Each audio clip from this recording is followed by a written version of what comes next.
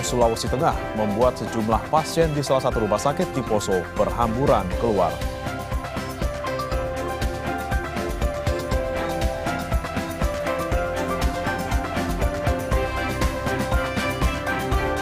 Polisi mulai menyidik kasus beras oplosan dan menemukan 5 merek beras premium tak sesuai standar mutu.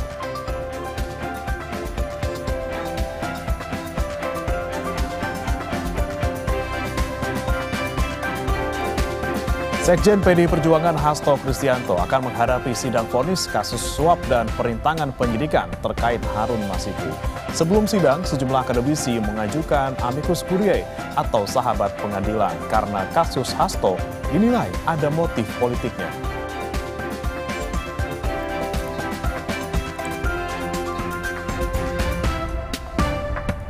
Dampak kebijakan larangan study tour keluar kota oleh Gubernur Jawa Barat Deddy Mulyadi berimbas pada turunnya omset perusahaan otobus. Sementara tak sejalan dengan Deddy Mulyadi, Wali Kota Bandung M. Farhan bolehkan sekolah menggelar study tour asal tak masuk dalam kategori penilaian akademik siswa. Apa solusi dari pro kontra ini? Kami akan ulas dalam dialog di Sapa Indonesia Pagi.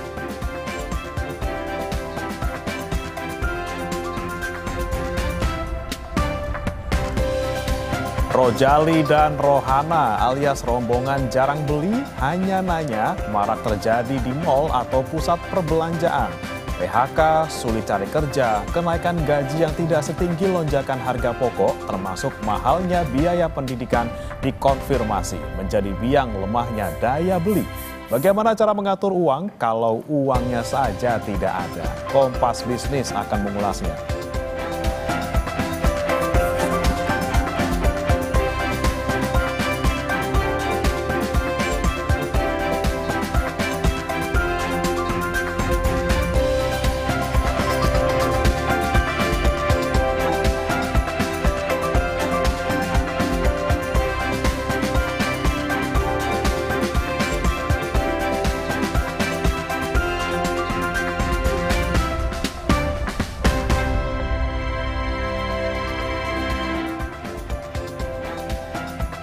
Halo, selamat pagi. Sapa Indonesia Pagi kembali hadir mengisi ruang informasi Anda, Saudara, di hari ini menjelang akhir pekan, hari Jumat 25 Juli 2025. Bersama saya, Adisti Larasati. Dan saya, Brema Anatenaya. Sebuah informasi penting terjadi di hari Jumat ini, Saudara, dan juga beberapa waktu lalu kita sempat ramai gitu ya, Adisti, ya, membahas soal study tour yang beda kebijakan nih. Antara Gubernur Jawa Barat, Deddy Mulyadi, dan juga Wali Kota Bandung, Farhan gitu ya. Ini jadi gimana sih, kok bisa antara pemerintah provinsi dan juga pemerintah kota ini bisa berbeda, kemudian pro kontranya ini juga kemudian berkembang di masyarakat sampai akhirnya ada perusahaan otobus yang terpaksa banyak krunya harus menganggur gara-gara penyewanya turun sampai 60%. Jadi memang ada perbedaan pendapat antara Gubernur Jawa Barat Deddy Mulyadi dan juga Wali Kota Bandung Muhammad Farhan terkait dengan study tour ini. Kalau Deddy Mulyadi ini mengatakan sudah tidak ada surat edaran larangan study tour karena ini tidak masuk kategori pendidikan begitu, dan Deddy Mulyadi kalau berpandangan kalau study tour ini hanya akan membebankan pengeluaran orang tua murid di luar dana pendidikan. Inilah yang kemudian menjadi dasar kemudian Deddy Mulyadi ini memberikan surat edaran atau menerbitkan surat edaran gubernur begitu ya terkait dengan larangan study tour. Tapi kemudian yang jadi persoalan adalah ketika surat edaran ini tidak sejalan dengan wilayah-wilayah di bawahnya di naungan Jawa Barat begitu ya. Salah satunya adalah Kota Bandung. Muhammad Farhan, wali kotanya ini ternyata tidak sepaham, berbeda pandangan. Nah, ada apa ini sebenarnya? Jadi kan kita juga bingung, kasihan juga ya orang tua murid, pihak sekolah, dan juga perusahaan otobus begitu ya.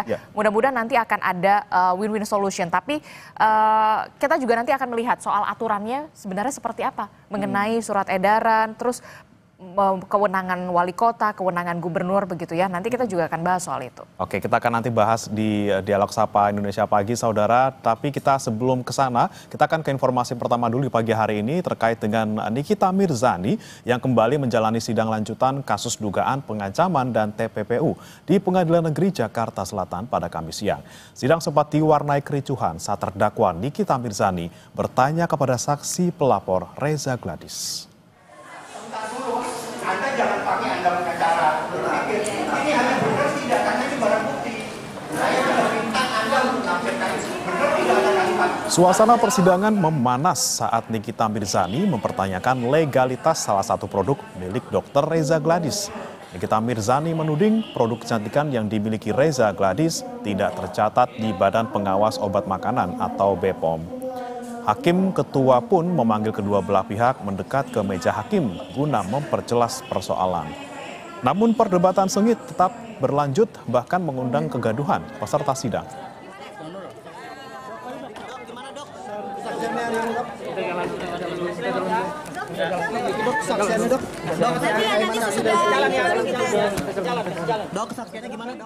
Bahwasanya Reza mengakui produk itu ditempel stiker yang adalah produk orang lain, tidak ber-BPOM, tidak ada expirednya dan tidak ada cara penggunaannya atau tidak ada petunjuk kalau produk itu harus digunakan di klinik tersebut, di kliniknya dia. Mana cocok? Pokoknya kalau BPOM memang bersih, tolong ini diungkap secara barang bukti ada di tangan saya sekarang.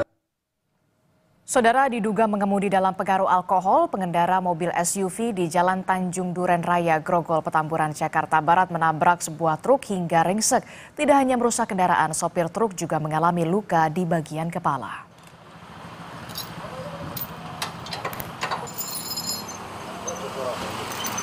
Bagian mobil SUV berplat nomor B1831BJH ini ringsek usai menabrak truk dari belakang di Jalan Tanjung Duren Raya, Grogol, Petamburan, Jakarta Barat pada Kamis malam. Menurut saksi, mobil SUV yang melaju dari arah Tanjung Duren Raya menuju Central Park ini melaju dengan kecepatan tinggi. Laju mobil yang tidak terkendali menabrak bagian belakang truk hingga membuat mobil terhempas ke atas trotoar dan merobohkan rambu marka jalan. Ketemu sama sopir Fortuner gitu. Ketemu tadi. Bilang apa dia, Pak? Minta maaf. Mulutnya bawa alkohol nggak, Pak? Iya, Pak. Mabuk, Pak, dia, Pak? Iya, kayaknya mabuk bawa alkohol dia. Ngebut dia, Pak? Iya, ngebut ya pasti. Saya pakai kontak. Seorang pria di Duren Sawit, Jakarta Timur mengancam warga memakai senjata tajam. Diduga dalam pengaruh alkohol, pria tersebut terpaksa dilumpuhkan dan ditangkap. Awalnya warga mengira pria ini merupakan pelaku pembegalan lantaran secara tiba-tiba memberhentikan pengguna jalan dan langsung menyerang dengan senjata tajam. Namun saat diinterogasi, pria tanpa identitas ini meracau tidak jelas. Tidak ingin ambil risiko, warga melaporkan kasus ini ke pihak kepolisian karena dinilai telah meresahkan warga. Namun sebelum polisi tiba, keributan sempat terjadi. Kini baik pelaku pengancaman dan saksi mata dibawa ke Polsek Duren Sawit, Jakarta Timur untuk diperiksa.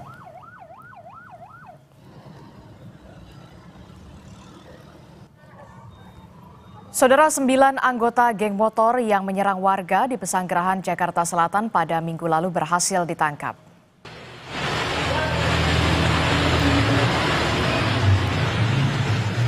Geng motor yang menyerang warga yang sedang berkumpul di polisi menyebut pelaku sengaja berkeliling dengan menggunakan sepeda motor untuk mencari musuh hingga akhirnya menyerang warga yang sedang berkumpul di warung dan berujung tawuran.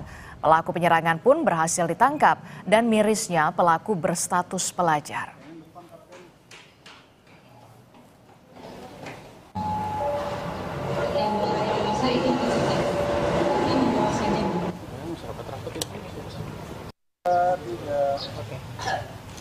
Modus operandinya melalui akun Instagram kelompok tawuran @diangkerok69jkt dengan akun bernama MNA inisialnya mengajak teman-temannya untuk tawuran. Kemudian setelah berkumpul di tempat tongkrongannya di Jalan XID, Kelurahan Petukangan Selatan, Kecamatan Pesanggerahan, Jakarta Selatan, kelompok tersebut mutar-mutar di sekitar wilayah Pesanggerahan mencari musuh dengan membuat video. Selanjutnya setelah di Jalan Palem, Kelurahan Kutang Utara, Jakarta Selatan, Kecamatan Jakarta Selatan, kelompok tersebut menyerang anak-anak yang nongkrong di sana sehingga terjadi tawuran. Informasi lainnya, saudara, dalam pengusutan kasus kematian diplomat muda Arya Daru Pangayunan, polisi telah memeriksa 15 saksi dan juga sejumlah barang bukti. Salah satu temuan yang disampaikan polisi yakni keberadaan korban di atas rooftop Kemenlu. Dalam mengusut kasus kematian diplomat muda Kemlu, polisi memerlukan kehati-hatian termasuk mengolah barang bukti elektronik berupa CCTV dari 20 titik. Polisi juga telah berulang kali mendatangi TKP dan mendapati fakta terkait kunci indekos kamar korban, yakni kunci yang bisa dibuka dengan akses kartu dan kunci yang hanya bisa dioperasikan dari dalam. Selain itu, polisi juga mengamati kondisi dalam kamar korban, termasuk bagian plafon. Sementara sejumlah saksi yang diperiksa antara lain dari sekitar tempat kejadian, keluarga, rekan kerja, hingga orang-orang yang terakhir berkomunikasi dengan korban. Kementerian Luar Negeri menyerahkan sepenuhnya proses pemeriksaan terkait kasus kematian Arya Daru Pangayunan kepada polisi. Sejumlah dukungan pun diberikan, termasuk memberikan rekaman CCTV di lingkungan Kemlu. Kemlu telah memberikan dukungan dalam proses penyelidikan yang dilakukan oleh kepolisian dalam segala bentuk, termasuk juga penyerahan rekaman CCTV sesuai permintaan pihak kepolisian. Dan tentunya Kementerian Luar Negeri tidak dalam posisi untuk memberikan interpretasi apapun mengenai hasil penyelidikan ataupun kegiatan penyelidikan yang masih berjalan, atau juga memberikan interpretasi terhadap informasi apapun, mengingat hal tersebut certainly merupakan sepenuhnya kewenangan dari kepolisian. Salah satu temuan yang disampaikan polisi yakni keberadaan korban di atas rooftop Kemlu pada 7 Juli 2025 dengan membawa tas. Namun kemudian korban ditemukan turun tanpa membawa tas. Diduga tanggal 7 Juli 2025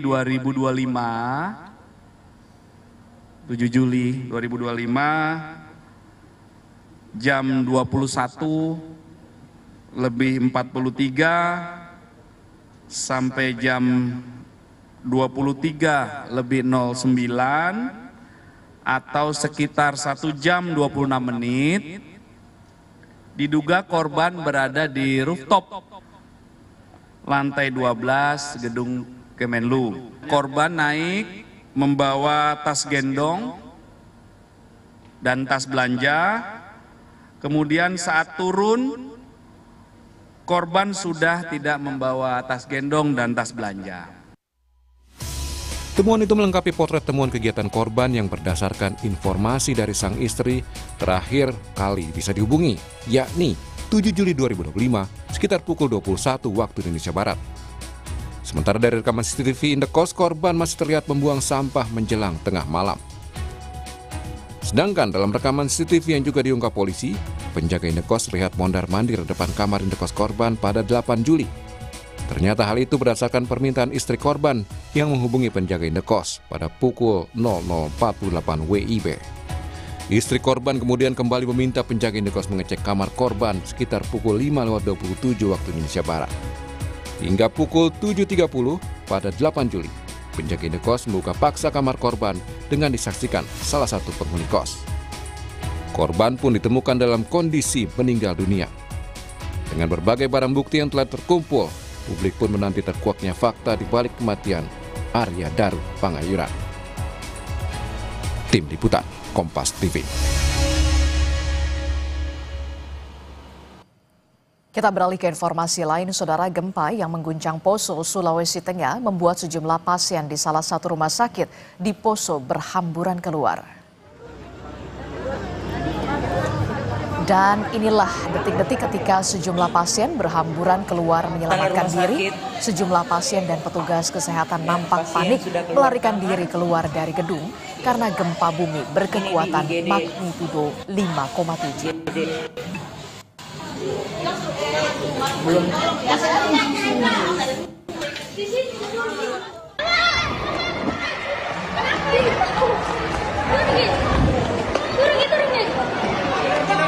Gempa juga dirasakan di salah satu mal di Poso, Sulawesi Tengah. Pengunjung mal panik berlarian keluar dari gedung mal karena gempa bumi berkekuatan magnitudo 5,7.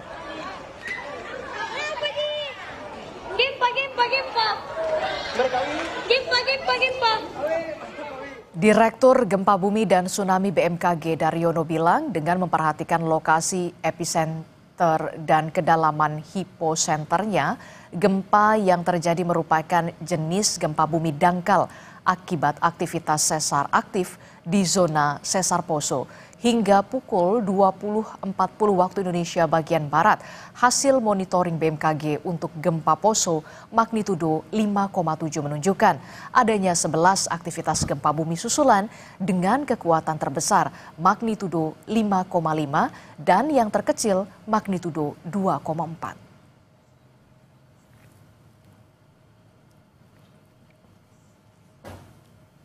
Polisi mulai menyidik kasus beras oplosan dan menemukan 5 merek beras premium tidak sesuai standar mutu. Informasinya usai jeda.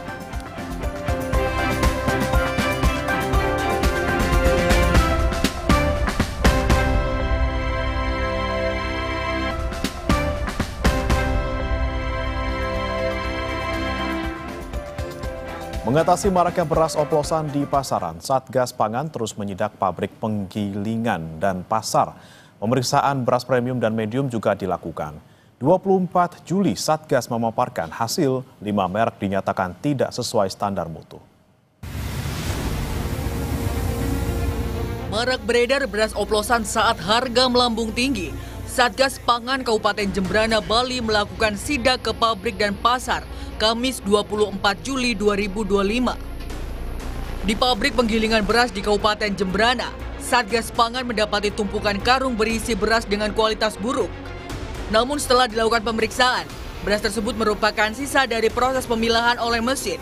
Biasanya digunakan untuk tepung beras dan pakan ternak. Di sejumlah pasar, Satgas Pangan tidak menemukan adanya merek beras oplosan. Satgas mempersilahkan warga melapor jika menemukan beras oplosan beredar di Kabupaten Jembrana.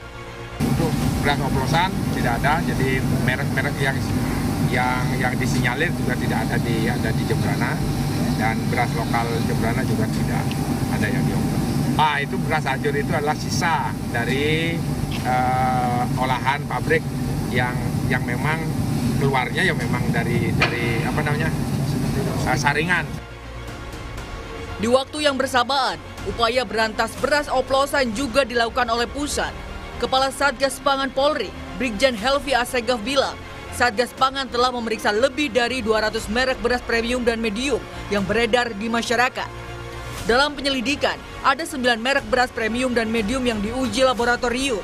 Hasilnya, 5 merek dinyatakan tak sesuai standar mutu. Dari hasil penyidikan, ada 3 produsen yang menjual 5 merek beras premium tersebut. 5 merek yang sudah ada hasilnya, yaitu beras premium yang tidak memenuhi standar mutu. Sehingga kita lanjutkan untuk membuat laporan polisi tersebut dan melakukan proses penegakan hukum lain terhadap produsen maupun hasil daripada temuan yang telah disampaikan oleh ahli dari laboratorium. Hasil penyidikan sementara ditemukan tidak produsen atas 5 merek tersebut, yaitu merek beras premium.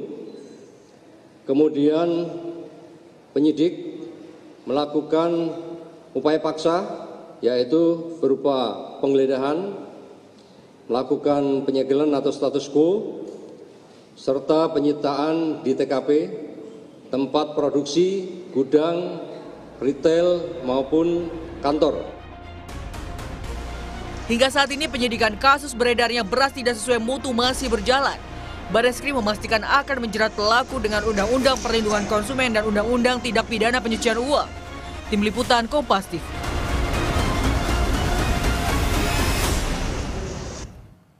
Kasus ijazah palsu Jokowi, polisi membenarkan telah menyita ijazah Presiden ke-7 RI Joko Widodo. Saudara, nantinya ijazah itu akan diperiksa di laboratorium forensik. Kabid Humas Polda Metro Jaya, Kombes Ade Arisham Indradi bilang, penyidik telah menyita ijazah SMA dan S1 milik Jokowi. Ini dilakukan penyidik usai memeriksa Jokowi sebagai saksi dalam kasus tudingan ijazah palsu. Nantinya ijazah ini akan diperiksa dan diuji laboratorium forensik dalam tahap penyidikan. Tak hanya ijazah Jokowi, penyidik juga menyita ijazah milik rekan-rekan Jokowi untuk pembanding. Bahwa benar penyidik Subdit Kamnet di Treskrim Polda Metro Jaya telah melakukan penyitaan terhadap ijazah S1 dan SMA untuk kepentingan pemeriksaan atau pengujian di laboratorium forensik dalam tahap penyidikan. Sementara itu, usai diperiksa sebagai saksi pelapor, Ketua Organisasi Relawan Solidaritas Indonesia, Sylvester Matutina, mengatakan selain 5 nama yang dilaporkan ke Polda Metro Jaya, masih akan ada lagi yang berpotensi sebagai tersangka. Namun, Sylvester enggan menjawab siapa saja nama-nama tersebut. Ia menegaskan nama-nama yang terkait dengan pencemaran nama baik, tuduhan dan penghasutan soal ijazah Joko Widodo berpotensi menjadi tersangka. Kembali lagi bahwa selain 5 yang dilaporkan itu, kemungkinan terlapornya akan banyak dan tersangkanya mungkin bisa lebih dari 5, bahkan kemarin kemungkinan 12, bahkan bisa lebih. Karena banyak orang berbicara, ya kan, tanpa tanggung jawab, tanpa fakta-fakta, tanpa data-data yang benar gitu loh. Jadi hingga kini, polisi masih terus memeriksa sejumlah saksi dalam kasus ijazah palsu Jokowi dan belum mengumumkan nama tersangka. Tim Liputan Kompas TV.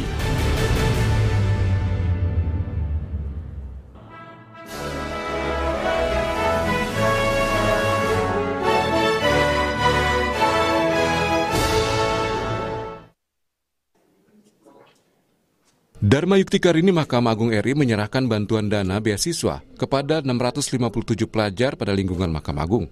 Beasiswa diberikan langsung Ketua Umum Dharma Yukti Karini, Sri Anggarwati Sunarto, dan Ketua MA Sunarto selaku pelindung Dharma Yukti Karini. Acara dihadiri seluruh pengurus pusat Dharma Yukti Karini dan dihadiri Wakil Ketua Bidang Non-Yudisial Soeharto dan pimpinan Kamar Mahkamah Agung. Dalam sambutannya, Ketua MA sangat berterima kasih dan mengapresiasi kegiatan rutin tahunan yang diselenggarakan Dharma Yukti Karini. Ketua MA mengapresiasi kontribusi Dharma Yukti dalam berbagai kegiatan sosial. Sunarto juga berpesan kepada penerima beasiswa agar semakin sungguh-sungguh dalam mengejar prestasi akademik dan menjadi siswa teladan yang baik. Pemberian dana beasiswa ini bukan sekedar hadiah atas capaian prestasi, namun merupakan bentuk kepercayaan supaya penerima beasiswa menjadi pribadi yang berprestasi dan dapat memberikan manfaat kepada bangsa dan negara. Dharma Yukti Karini selama ini telah berkontribusi secara signifikan dalam menjalankan berbagai aktivitas sosial yang ditujukan kepada pegawai maupun pada keluarga Mahkamah Agung serta badan peradilan yang ada di bawahnya. Saya bersyukur dan senang sekali karena dari tahun ke tahun bantuan dana beasiswa ini selalu meningkat.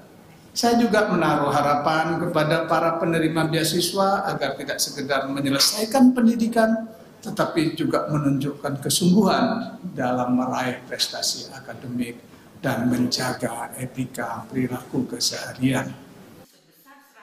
Ketua Umum Dharma Yukti Karini, Sri Anggarwati Sunarto menjelaskan, dana beasiswa ini diserahkan kepada putra-putri dari keluarga besar Mahkamah Agung, khususnya anak-anak dari pegawai golongan 2, pegawai pemerintah, non-pegawai negeri atau PPNPN di lingkungan MA. Anggarwati bilang penyerahan beasiswa tahun ini mengusung tema, melalui program bantuan dana beasiswa, Dharma Yukti Karini mendorong wujudkan generasi cerdas dan berintegritas. Program pemberian beasiswa merupakan program unggulan Dharma Yukti Karini yang merupakan bentuk rasa kebersamaan dan kepedulian Dharma Yukti Karini kepada warga MA dan peradilan di bawahnya. Tujuan kita adalah merupakan pertamanya itu untuk memberikan keringanan ya, pada orang tua yang itu untuk warga yang golongan 2, golongan 1 dan para tenaga honor yang tidak ada di Mahkamah Agung, termasuk security juga itu. Yang kedua itu memberikan semangat agar mereka, putra-putri kita merasa bangga dan senang mendapat dorongan semangat dari Dharma Yukti Karini, walaupun bantuannya tidak terlalu besar, tapi bisa memberikan semangat untuk lebih belajar, lebih giat lagi. Dana bantuan beasiswa yang dihimpun dari Dharma Yukti Karini diperoleh dari donatur di dalam lingkungan MA tanpa ada bantuan pihak luar. Penerima terdiri dari 283 siswa tingkat sekolah dasar, 144 siswa SMP, 110 siswa tingkat SMA, dan 120 mahasiswa.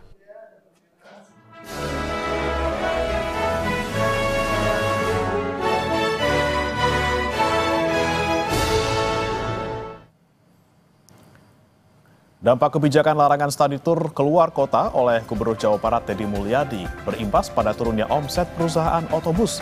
Sementara tidak sejalan dengan Deddy Mulyadi, Wali Kota Bandung M. Farhan membolehkan sekolah menggelar study tour asal tak masuk dalam kategori penilaian akademik siswa. Apa solusi dari pro kontra ini? Kami akan ulas dalam dialog Sapa Indonesia Pagi usai jeda. Bersama rekan saya, Adisti Larasati.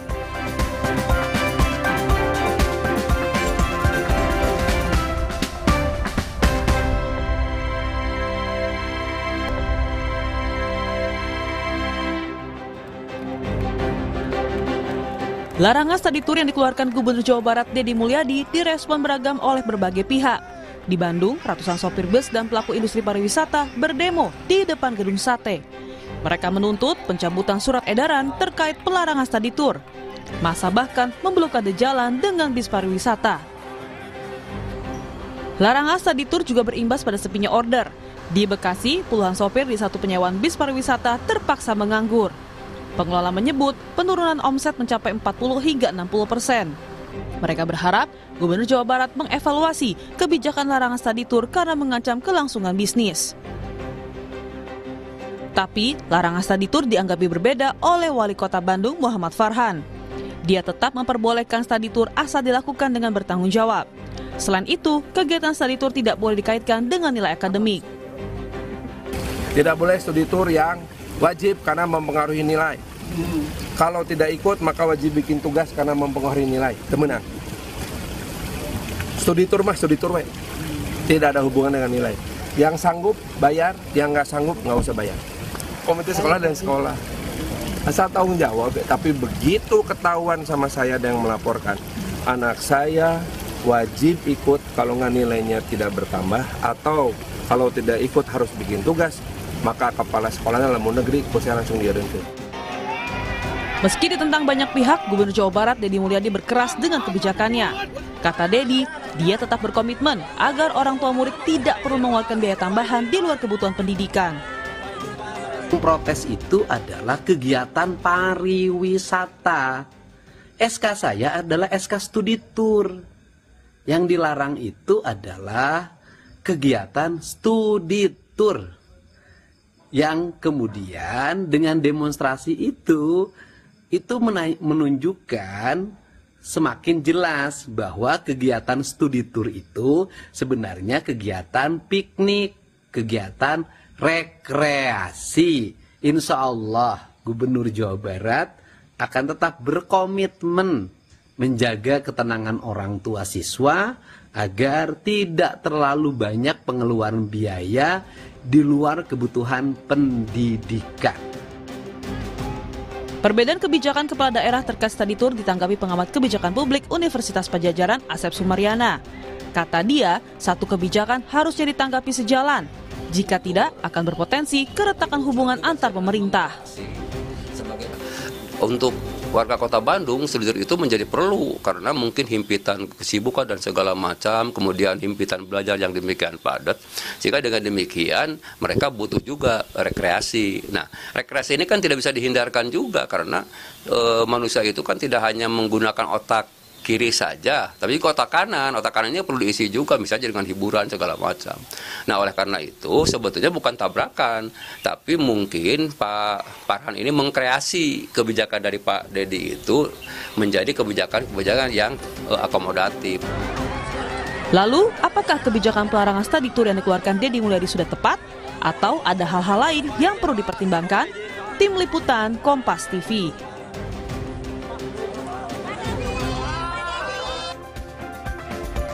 Saudara, larangan study tour yang dikeluarkan Gubernur Jawa Barat Deddy Mulyadi direspon beragam pihak. Di Bandung, ratusan sopir bus dan pelaku industri pariwisata berdemo menuntut pencabutan surat edaran terkait larangan tersebut. Sementara meski ditentang banyak pihak, Gubernur Jawa Barat Deddy Mulyadi bersikeras dengan kebijakannya.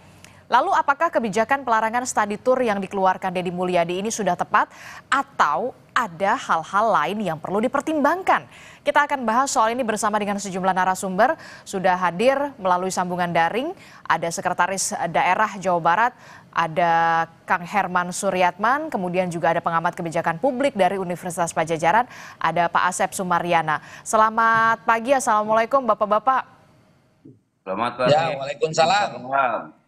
Ya, ini kita membahas soal bagaimana pro dan juga kontra soal larangan study tour. Saya mau ke Pak Sekda dulu. Pak Sekda, saya juga warga Jawa Barat begitu ya, sempat juga merasakan study tour dan segala macam pada saat saya dulu sebagai pelajar begitu. Nah, ini Kang Deddy ini kan bersikeras untuk melarang study tour untuk mengurangi beban orang tua. Apakah memang banyak sejauh ini keluhan dari orang tua terkait dengan beban atau biaya study tour dari pantauan Pemprov Jawa Barat sendiri?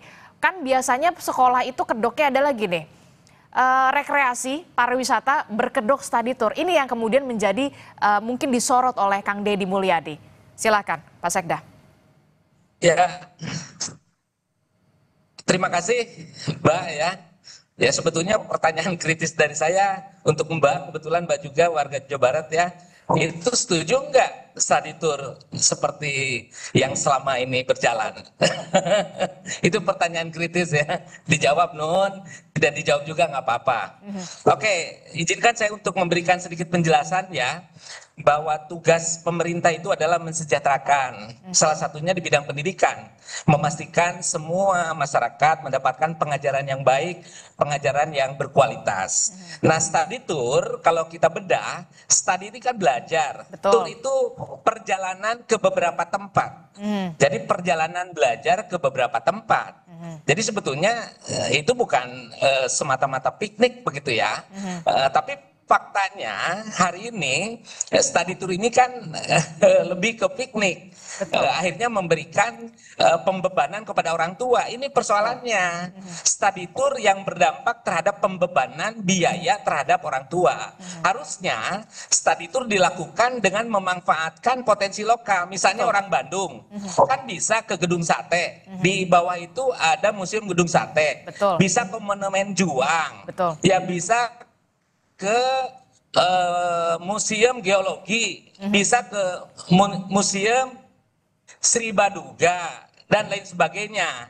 Jadi yang kami larang adalah study tour yang berdampak terhadap pembebanan biaya kepada orang tua. Ya karena orang tua kan lagi sulit sekarang. Kalau dikasih beban lagi, bisa dibayangkan. Ujungnya pasti pinjam. Pinjamnya ke Bank Emok. Pinjamnya ke pinjaman online. Ilegal. Makanya standing loan. Ya outstanding loan pinjaman online Jawa Barat itu tertinggi sampai 18,6 triliun. Ini kan persoalan. Banyak masyarakat yang terjerat Bank Emok, ya terjerat pinjaman online. Di antaranya di dalamnya karena orang tua pinjam, dan tidak sedikit dari orang tua pinjamnya itu untuk kepentingan study tour. Makanya dengan pelarangan study tour saya kira kita kembalikan jati diri pendidikan. Kalau mau melakukan perjalanan belajar, ya manfaatkan destinasi yang ada di sekitarnya. Misalnya, kan bisa ke Sarimukti itu sambil melihat ya bagaimana realita pengelolaan sampah di Jawa Barat. Anak-anak kan bisa belajar bagaimana mengelola sampah dan lain sebagainya. Rekreasinya ada, tapi belajarnya juga sangat kental. Jadi banyak hal yang bisa dilakukan sebetulnya. Tidak dalam format study tour piknik yang biayanya itu Mbak bisa sampai 1 juta, ya ada juga yang sampai 5 juta, ya kalau memang mau piknik ya kembalikan ke pribadinya masing-masing, silakan. Jangan sampai sekolah ya bergeser, harusnya sekolah konsen dengan standar isi, dengan kurikulum. Oke, baik. Bagaimana anak didik kita baik, apeksinya baik, motoriknya baik, bukan ke hal yang lain. Kita kembalikan jati diri pendidikan. Apalagi secara filosofis, Ki Hajar Dewantara mengatakan setiap tempat adalah sekolah. Setiap orang adalah guru, kan bisa memanfaatkan lingkungan sekitar. Oke, baik. Itu ya, jadi kami tetap konsisten ya, study tour yang berdampak terhadap pembebanan biaya ke orang tua itu dilarang di Jawa Barat. Sebagaimana yang ditegaskan oleh Pak Gubernur. Untuk siapa? Untuk rakyat Jawa Barat. Oke, jadi memang underline-nya adalah study tour yang membebankan biaya itu kepada orang tua begitu ya, terlalu membebankan kepada orang tua begitu. Kalau Kang Asep sendiri sebagai pengamat kebijakan publik dari Universitas Padjadjaran, Anda melihatnya seperti apa terkait dengan pro kontra ini? Karena kan kalau kita lihat Wali Kota Bandung begitu ya, Kang Farhan juga bisa dikatakan sedikit menolak lah ya soal larangan study tour ini begitu ya. Yang dilarang adalah ketika ada campur tangan soal penilaian. Kalau nggak ikut study tour nilainya dikurangi, atau kalau nggak ikut study tour nilainya ada pengaruh nilai. Nah ini yang kemudian difokuskan oleh Kang Farhan. Anda melihatnya seperti apa soal kebijakan ini? Yang pertama, terima kasih Mbak Adisti, Pak Sekda izin. Yang pertama memang ini larangan ini keluar dengan surat edaran. Nah, ketika surat edaran berarti kan bukan peraturan gubernur. Kalau peraturan gubernur berarti ikatannya kental. Kalau surat edaran kan itu agak longgar. Oke. Dengan demikian orang bisa memberikan tafsiran-tafsiran yang bisa beragam. Itu yang pertama. Yang kedua, study itu menjadi penting sebetulnya. Yang tidak boleh itu adalah study itu yang dikomersialisasikan. Sehingga dengan demikian banyak orang yang keberatan dengan study tour. Sehingga saya berpikir study itu bukan kewajiban mestinya, tapi adalah pilihan. Bagi yang mampu silakan, yang tidak mampu ya jangan dipaksakan juga. Sehingga tadi Pak Sekda mengatakan banyak yang pinjam ke Bank Emok segala macam juga, yang sampai saat ini Bank Emok juga belum bisa diperatat juga oleh pemerintahnya. Ya begitu barangkali, terima kasih. Oke, jadi ini karena bentuknya surat edaran, jadi sebenarnya masing-masing kepala daerah punya keleluasaan tersendiri untuk bisa mengikuti atau tidak soal surat edaran dari Gubernur Jawa Barat ini, kalau menurut Kang Asep.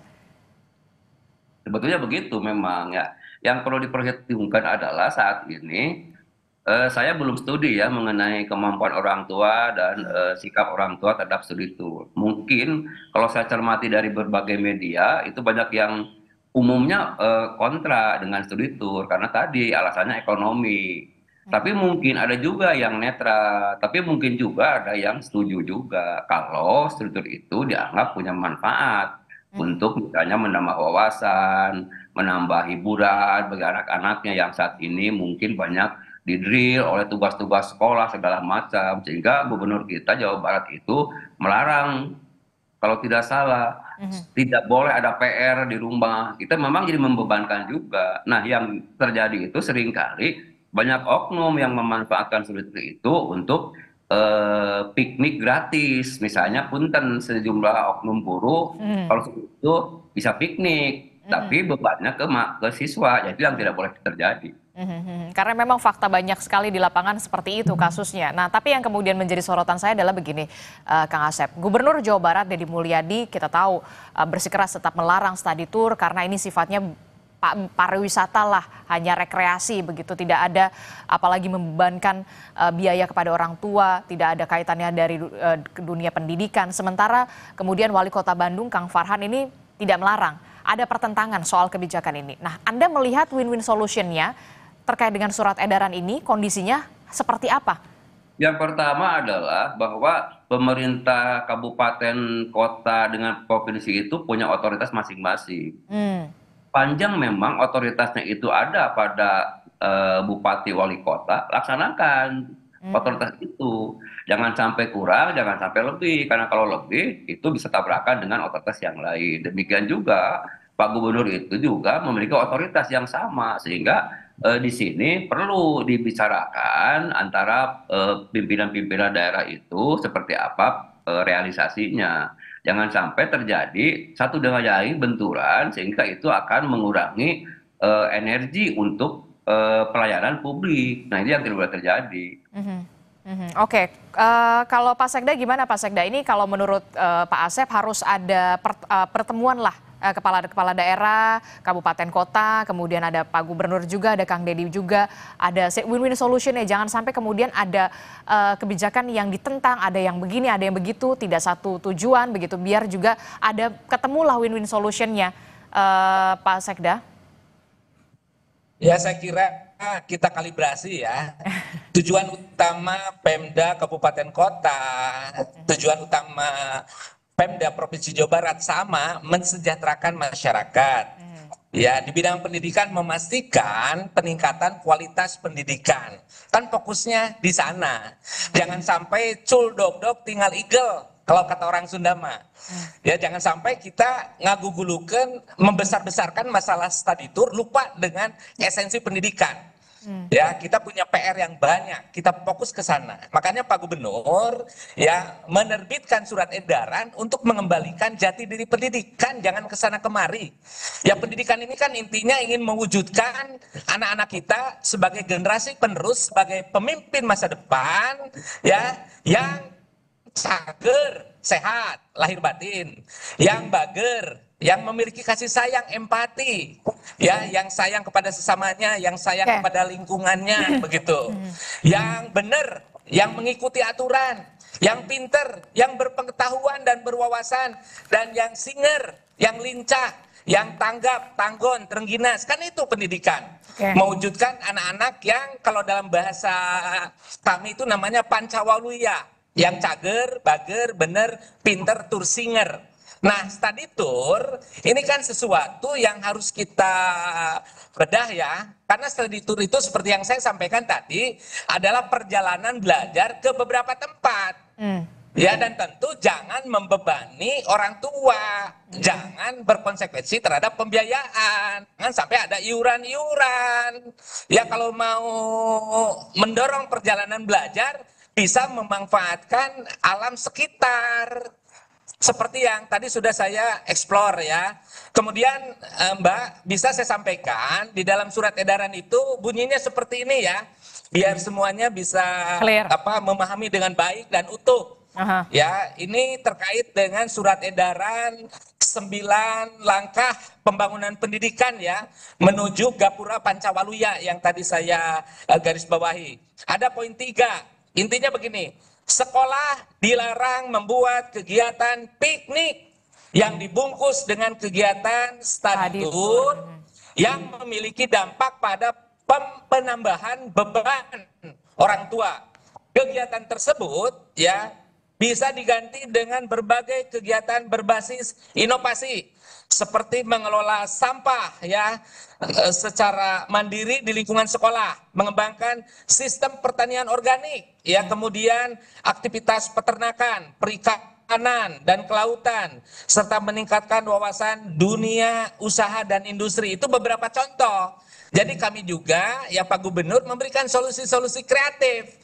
Ya, mohon maaf Pak Asep ya, Mbak, kita kan membutuhkan anak-anak yang tangguh ya untuk masuk di era disrupsi, bahkan era distraksi. Ya, yaitu anak yang punya pertama kompetensi critical thinking. Anak-anak kita harus kritis, ya punya pemikiran yang kritis. Kemudian harus kreatif.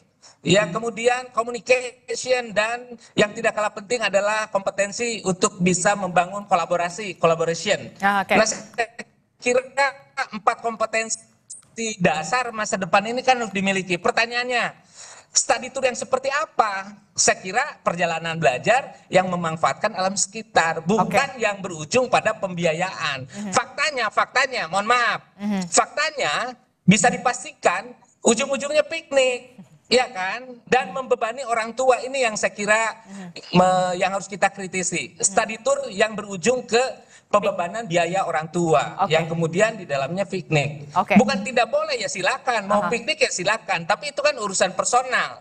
Jangan sampai diorganisasikan yang kemudian menjadi kewajiban orang tua ujungnya.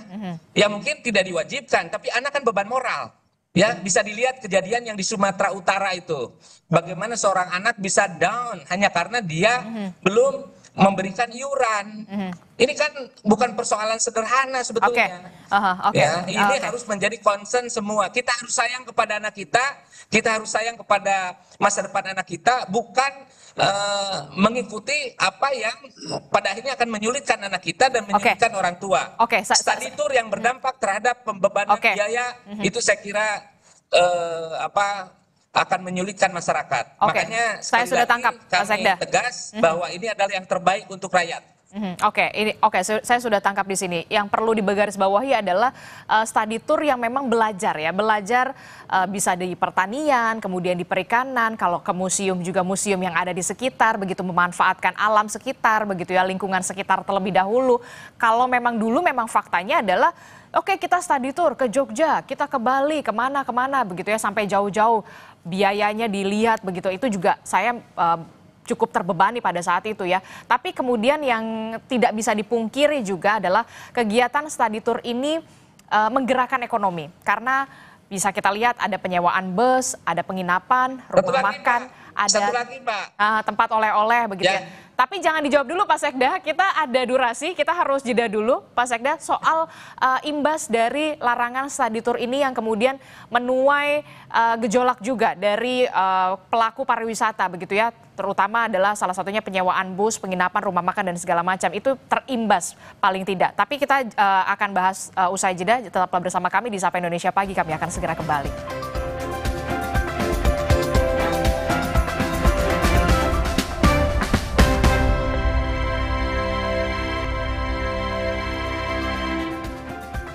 Terima kasih Anda masih bersama kami dalam Sapa Indonesia Pagi. Saudara, kita masih membahas soal pro dan juga kontra terkait dengan kebijakan dari Gubernur Jawa Barat Deddy Mulyadi yang melarang study tour untuk para siswanya di lingkungan Jawa Barat. Masih bersama saya ada Pak Sekda, kemudian juga ada Pak Asep. Saya ke Pak Sekda dulu. Pak Sekda, ini kan kalau kita lihat saya setuju soal itu. Karena faktanya di lapangan ketika saya juga dulu belajar gitu ya, study tour, ke Bali, ke Jogja begitu. Lah ini mah bukan study tour, ini mah pariwisata, ini mah piknik begitu yang hanya dibalut dengan kata study tour begitu ya. Banyak hal yang bisa dilakukan sebenarnya kegiatan study tour di lingkungan sekitar. Soal perikanan, pertanian, kemudian pengelolaan sampah, bahkan ke museum yang harusnya dihidupkan kembali. Saya setuju sekali soal itu.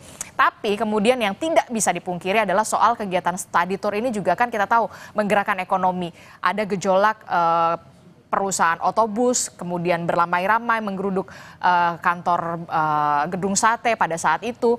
Karena memang penyewaan bus, penginapan, rumah makan, tempat oleh-oleh mengalami penurunan yang sangat signifikan omset mereka. Nah, bagaimana harusnya Pemprov Jawa Barat melihat efek ini jangan sampai berimbas terlalu signifikan kepada pelaku-pelaku usaha ini?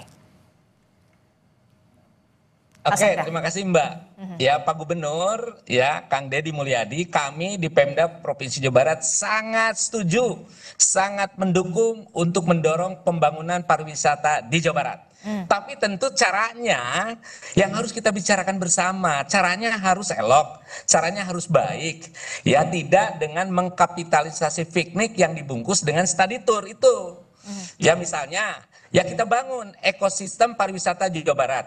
Ya Pak Gubernur hari ini luar biasa, ya mendorong bagaimana mengendalikan alih fungsi lahan. Kami sudah melahirkan peraturan gubernur tentang pengendalian alih fungsi lahan, ya agar lahan hutan tetap terjaga, ya gunung-gunungnya hijau, ya kan sawah-sawahnya juga membentang sedemikian rupa, sungai-sungainya berliku dan bersih. Itu yang sedang kami garap dengan baik. Dan warga Jawa Barat, ya warga Indonesia barangkali bisa menyimak bagaimana concern kami terhadap kelestarian lingkungan. Dan saya kira ini adalah rohnya pariwisata. Jadi Jawa Barat itu, kata Brouwer, diciptakan Tuhan sambil tersenyum. Ya Parahyangan ini diciptakan Tuhan sambil tersenyum. Jadi kalau ingin pariwisata Jawa Barat hebat, kembalikan alamnya, jaga budayanya. Dua hal itu, alam dan budaya. Dan bukan dari piknik yang dibungkus dengan study tour, yang tentu tadi membebani orang tua. Mari kita bicara tentang pariwisata. Dan kami sangat sepakat pariwisata harus maju. Apalagi sekarang ada dari Jakarta hanya 30 menit. Baik, Dan saya Pak kira Sekda. Jawa Barat punya segalanya, terutama alam dan budaya. Itu yang harus kita kembalikan. Oke, Itu saya- baru namanya fair begitu ya, pariwisata berbasis Oke, baik, alam saya ke Pak budaya, Asep dulu. tidak mengkapitalisasi study tour. Oke, baik Pak Asep. Pak Asep, bagaimana Anda melihat ini soal kebijakan ini? Begitu yang kemudian Gubernur Jawa Baratnya seperti ini, kemudian Kang Farhannya dari wali kotanya seperti ini, begitu ya. Termasuk juga imbasnya, kita lihat ini juga kan ada ekonomi yang bergerak juga, walaupun kita tahu itu soal pariwisata lah berbeda gitu. Tapi bagaimana untuk bisa paling tidak ada win-win solutionnya lah di sini? Yang pertama bahwa kebijakan itu kan dimulai dengan kebijakan yang ada yang dibuat, kemudian itu diinternalisasi kepada pihak-pihak yang akan menegakkan kebijakan itu, kemudian disosialisasikan kepada para pihak yang akan menerima kebijakan itu, yang menjadi objek kebijakan itu. Nah, oleh karena itu kelihatannya ini terjadi akibat dari mandeknya komunikasi para pihak yang berkaitan dengan implementasi kebijakan itu. Mungkin di sini ada yang pertama misalnya pemerintah kabupaten kota yang mungkin bagian dari implementasi kebijakan itu.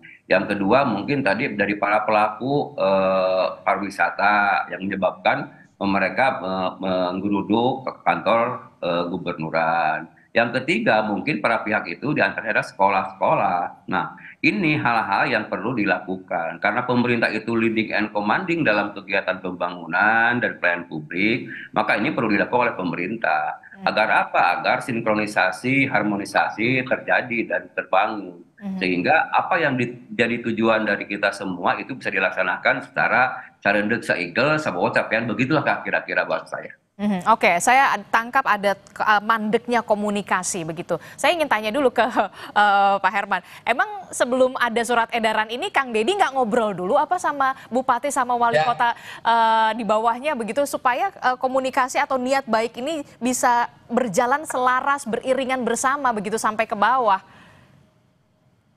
Ya, perlu kami informasikan bahwa mungkin salah satu kepala daerah ya, karena saya menyaksikan langsung dari dekat dan bahkan saya bagian di dalamnya, salah satu kepala daerah yang sangat intensif komunikasi itu adalah di Jawa Barat. Antara Pak Gubernur dengan Pak Bupati, Pak Wali Kota hampir setiap bulan komunikasi, termasuk persoalan ini. Saya kira ini kan nggak ada masalah perkara interpretasi. Saya kira ini debatable ya, nggak ada persoalan. Yang jelas ujungnya kan jangan membebani orang tua, jangan dikaitkan dengan nilai. Dan berbicara tentang study tour dalam konteks perjalanan belajar, manfaatkan alam sekitar. Dan kalau kita bedah surat edaran, kan intinya di surat edaran itu Mbak, dilarang melakukan piknik. Ya, saya mengerti. Dengan study tour. Saya paham. Itu klausulnya seperti itu. Dan kemudian komunikasi dengan para pelaku jasa pariwisata, kami sudah melakukannya dan akan terus kami lakukan. Tapi konteksnya dalam format ekosistem ekonomi Jawa Barat, ekosistem pariwisata Jawa Barat. Yang kemudian jadi pertanyaan saya adalah begini, Pak Sekda, apa tidak sebaiknya tidak dikomunikasikan dulu bersama dengan wali kota, bupati sebelum kemudian surat edaran itu datang begitu? Kan ini yang jadinya kita melihatnya begini, kita melihatnya wah Kang Demul one man show nih di medsos begitu, langsung surat edaran keluar tanpa berkomunikasi dulu kepada bupati, wali kota, ini gimana nih, setuju atau tidak? Kemudian ketika surat edaran itu keluar, barulah ada bupati, wali kota yang ternyata tidak sepaham dengan surat edaran itu, Pak Sekda. Ya, Mbak, jangan menghadap-hadapkan Pak Gubernur dengan wali kota dengan bupati. Ini bukan masalah sepaham tidak sepaham, lebih kepada interpretasi teknis di lapangan. Kemarin saya bertemu dengan Pak Wali Kota Bandung. Ya, beliau menyampaikan beliau tidak sepakat kalau ujungnya dikaitkan dengan nilai, kalau ujungnya membebani masyarakat. Dan isi dari surat edaran kan sebetulnya tidak jauh berbeda. Ya kan itu. Kemudian terkait dengan kebijakan pelarangan study tour yang berdampak terhadap pembebanan biaya ke orang tua, ya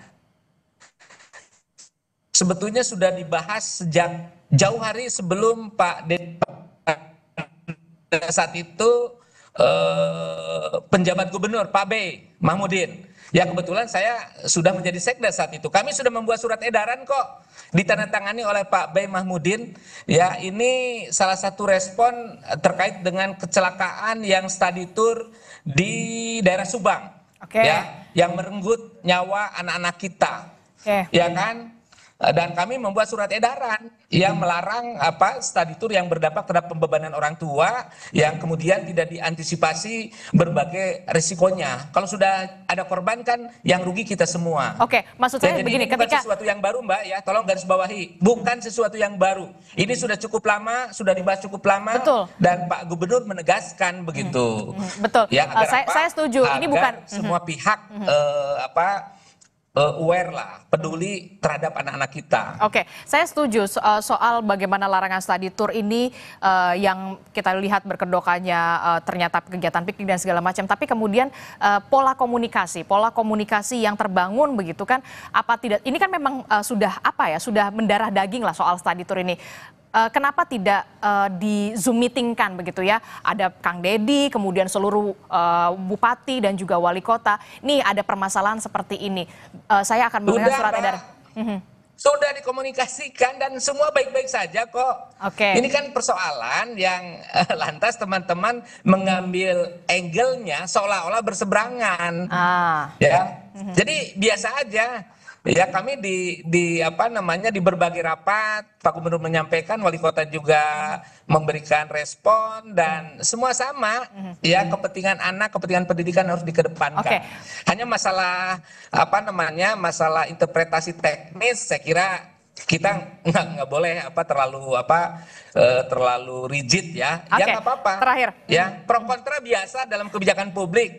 Ya, pro kontra biasa, dan bagi kami seperti demo kemarin ya nggak ada persoalan. Yang penting lakukan sesuai ketentuan dan itu suplemen bagi kami. Sembari kami pun melakukan evaluasi. Terakhir saya ke Pak Asep. Pak Asep, kalau tadi Pak Sekda mengatakan tidak ada itu soal komunikasi sudah dikomunikasikan kepada seluruh kepala daerah juga di bawah naungan Gubernur Jawa Barat Kang Deddy begitu ya. Anda melihat ada interpretasi teknis yang kemudian agak sedikit berbeda nih di masing-masing kepala daerah. Kang Farhan juga punya interpretasi teknis yang tersendiri begitu. Kalau menurut Anda akan seperti apa? Harusnya seperti apa ke depannya? Jangan sampai kemudian ada kesan one man show, tidak kemudian dikomunikasikan terlebih dahulu, terus tiba-tiba surat edaran terbit, barulah kemudian ada interpretasi teknis yang berbeda-beda di masing-masing kepala daerah. Yang pertama yang menarik itu adalah pernyataan Pak Sekda barusan sebagai bahan evaluasi dari pemerintah provinsi. Itu saya sepakat. Kenapa? Karena sebuah kebijakan tidak langsung sempurna. Kontra itu menjadi hal yang penting betul juga. Nah, yang kedua, ketika ini dikomunikasikan dengan catatan bahwa studi tour tidak boleh membebankan ekonomi, maka oleh masing-masing Pemda kabupaten kota bisa ditafsirkan beragam, dan itu memang ada pada ranah interpretasi teknis. Nah, oleh sebab itu sebetulnya ketika Pak Farhan atau yang lain juga menafsirkan seperti itu, sebetulnya ini tidak ditafsirkan sebagai benturan antara pemerintah kabupaten kota dengan provinsi, tidak begitu. Cuma interpretasi teknis tadi. Mungkin saja untuk kabupaten kota yang lain, studi tour itu memang tidak membebani ekonomi juga, sehingga bisa dilaksanakan. Kan kata kuncinya studi tour tidak boleh membebani ekonomi, kan begitu. Biaya kepada orang tua. Nah, mungkin tafsiran itulah yang terjadi di lapangan. Oleh sebab itu, saya sepakat masing-masing pihak untuk melakukan evaluasi, kemudian melakukan harmonisasi, kemudian melakukan sinkronisasi supaya persoalan ini jangan menghabiskan energi untuk pelayanan publik. Ini yang tidak boleh terjadi. Oke, terakhir singkat saja Pak Asep, apa yang seharusnya bisa dilakukan oleh seorang gubernur, kemudian bupati, wali kota soal kebijakan sebelum pengambilan kebijakan itu benar-benar diterbitkan atau direalisasikan? Kebijakan itu dibuat berdasarkan data dan informasi yang diperoleh. Semakin banyak data dan informasi yang diperoleh, kemudian diramu sedemikian baik, maka kebijakan itu akan mendekati sesuatu yang bermanfaat. Ketika kebijakan itu dengan informasi dan data yang sedikit, yang minim, itu akan bisa menjauhkan dari realita yang apa yang diinginkan oleh semuanya. Barangkali itu. Oke, baik, terima kasih Bapak-Bapak. Ada Kang Asep, kemudian ada Pak Herman juga dari Sekretaris Daerah Jawa Barat, ada Kang Herman Suryatman, kemudian ada pengamat kebijakan publik Universitas Padjadjaran, ada Pak Asep Sumaryana telah bergabung bersama kami. Nanti kita akan lihat win-win solutionnya seperti apa begitu ya, dan interpretasi teknisnya seperti apa soal larangan study tour ini. Terima kasih Bapak-Bapak, Assalamualaikum, sehat selalu. Waalaikumsalam warahmatullahi wabarakatuh. Salam sehat. Saudara, informasi lainnya masih akan kami hadirkan usai jeda. Hadapi Thailand di semifinal Piala AFF U23. Pelatih Timnas U23 Gerard Vandenberg tetap optimistis meski kemungkinan kehilangan pemain penting di lini tengah. Akankah Timnas melaju final? Ulasannya akan kami hadirkan sesaat lagi.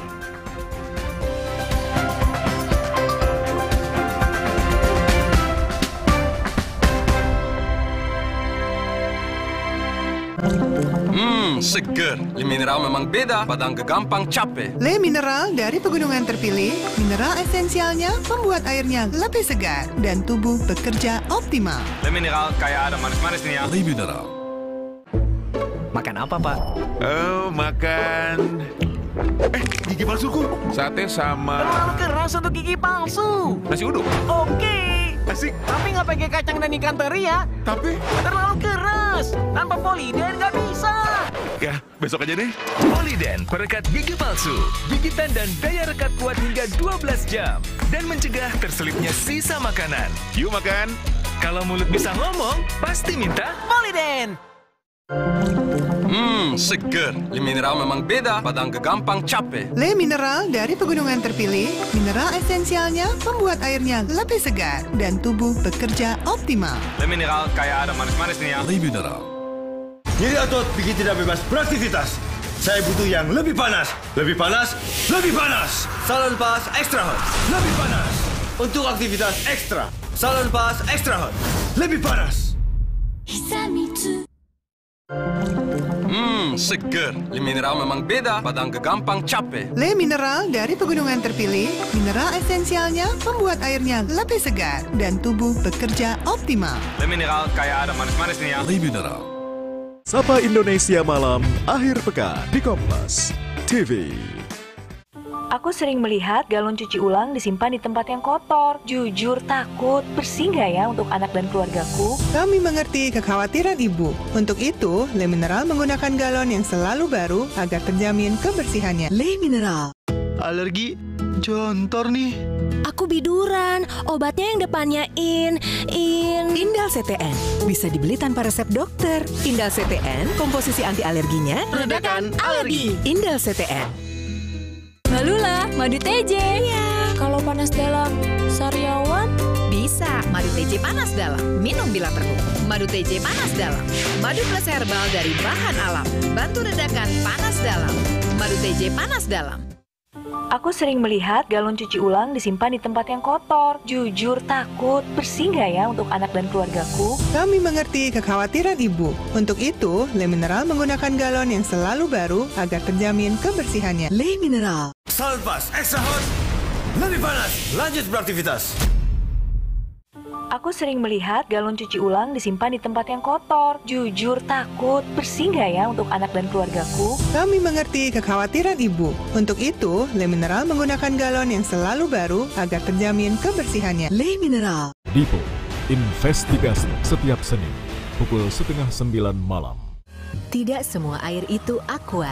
Yang dipilih dari sumber air di gunung terlindungi, disaring bertahun-tahun oleh lapisan bebatuan, dan kaya akan mineral alami yang seimbang. Sehingga aqua terasa dingin tanpa didinginkan.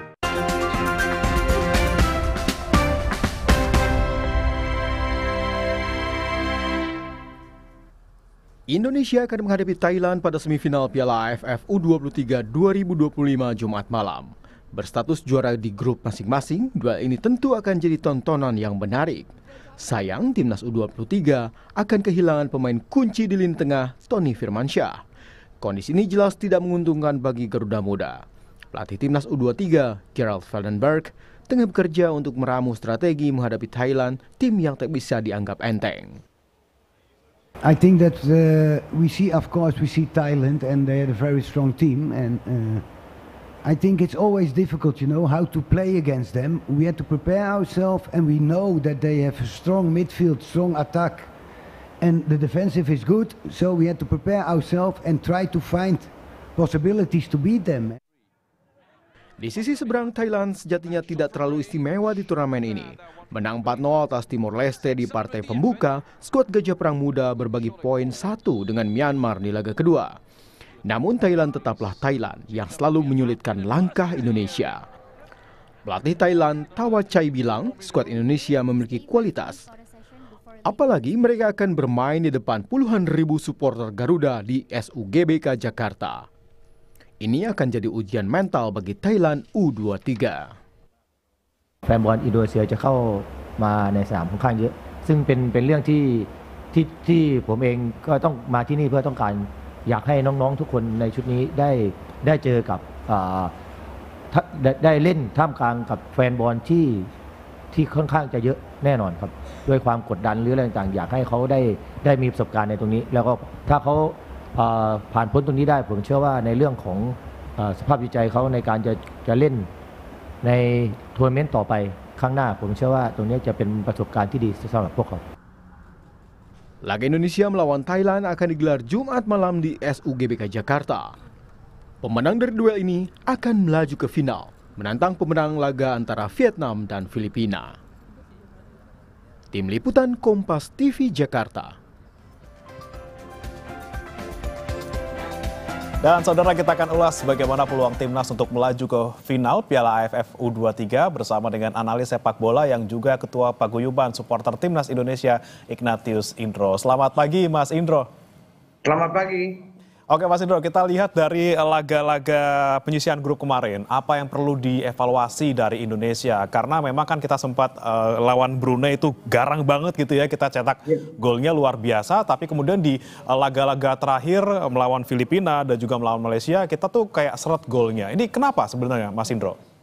Iya, ini adalah kelemahan ataupun yang kita lihat bahwa finishing touch dari pemain-pemain kita ya, yang masih kurang ketika memang melawan tim-tim yang disiplin ya. Kita tahu Filipina disiplin di bagian belakang, lalu juga memiliki kiper yang cukup baik gitu ya. Lalu juga Malaysia memiliki permainan disiplin, walaupun kita menang secara ball position. Tapi Malaysia kemarin bermain cukup disiplin sehingga kita agak kesulitan untuk mencetak gol. Nah ini yang menjadi masalah dari Coach Gerrard, ya harus segera membenahi ini gitu ya. Bagaimana finishing touch kita ketika melawan tim-tim yang bermain secara disiplin. Nah kita tahu Thailand adalah salah satu tim terbaik di Asia Tenggara ya. Dia memiliki ranking FIFA terbaik, makanya saya pikir Coach Gerrard harus memperbaiki benar-benar penyerang kita ya. Jangan hanya kita melihat meskipun Jens Raven bisa mencetak 6 gol ketika melawan Brunei, tapi itu ketika melawan Brunei. Tapi kalau melawan tim-tim yang memang disiplin, ini akan berbeda, Bu. Oke, kita bisa evaluasi gitu ya Mas Indro terkait dengan pemain penyerang kita gitu ya. Dan memang kalau kemarin kata Gerrard ini dia cukup puas dengan performa Jens Ravens dan juga Ian Ravens dan juga Hoki Caraka. Nah kemudian kalau kita lihat Mas Indro, apakah memang ini cukup gitu ya kepuasan dari Gerrard untuk kedua orang ini, tapi yang perlu diperbaiki dari Jens dan juga Hoki ini apa Mas Indro? Iya, itu tadi bahwa kita ketika menghadapi tim-tim yang disiplin, ini kita memiliki kekurangan ya, bahwa Jens Raven dan juga Hoki Caraka ini belum menunjukkan dia memiliki kelas ketika melawan tim-tim yang memang memiliki tingkat kedisiplinan yang tinggi seperti Filipina dan juga Malaysia kemarin ya. Bahkan lawan Filipina kita hanya bisa mencetak goal on goal ya, bahwa bunuh diri yang dilakukan oleh pemain Filipina ini memang menguntungkan kita. Nah ini yang harus diperbaiki oleh Jens Raven, jangan hanya bisa mencetak gol ketika melawan tim-tim yang ibarat kurang disiplin seperti Brunei Darussalam. Oke. Lawan Thailand ini adalah semifinal, harus bisa diperbaiki. Kemarin sudah ada beberapa hari waktu untuk memperbaikinya. Saya pikir Coach Gerrard bisa memperbaiki Jens Reven dan juga Mahita Raka ya. Oke, nah selain pemain penyerang nih Mas Indro, kita juga perlu soroti pemain tengah kita yang mana kemarin ketika lawan Malaysia, Arhan Fikri juga absen gitu ya. Kalau kata Gerrard ini juga bakal absen juga, walaupun Arhan juga katanya sudah siap tampil sebenarnya karena sudah dicek MRI-nya oke-oke aja gitu. Nah kira-kira ketika kita kehilangan Arhan Fikri misalnya atau juga Tony juga masih belum bisa tampil nanti di melawan Thailand, kira-kira siapa tandem yang bisa mengimbangi kedua orang ini di lini tengah, Mas Indro? Iya, saya pikir kemarin ketika ada di salah satu talk show, saya bicara dengan manajer PSSI, Arhan Fikri sebenarnya sudah bisa, MRI-nya juga sudah cukup baik. Kita berharap bahwa Arhan Fikri yang memiliki adalah salah satu pemain terbaik di liga ya, pemain muda terbaik di liga ini bisa bermain. Namun ininya Tony sendiri tidak bisa bermainnya Tony ini cukup memberatkan kita tentunya ya. Kita kurang memiliki pemain-pemain yang sekelas dengan dua pemain tadi. Ada misalnya Dino gitu, itu bisa ditempatkan sebagai pengganti karena ketika melawan Malaysia kemarin bermain cukup baik ya, walaupun cuma bermain sebentar, namun dia bisa melakukan penetrasi yang cukup baik dan dia pekerja keras yang cukup baik ya. Saya pikir dia bisa menggantikan Tony ya. Oke, Mas Indro, kalau kita bicara peluang nih ketika kita nanti melawan Thailand nanti jam 8 malam, kira-kira bagaimana dengan misalnya kita lihat track record Indonesia di Piala AFF U23 tahun ini, Indonesia kayaknya lebih unggul gitu ya karena kita sudah punya 9 gol dan juga 0 kebobolan, sementara Thailand hanya 4 gol nih yang bisa dicetak.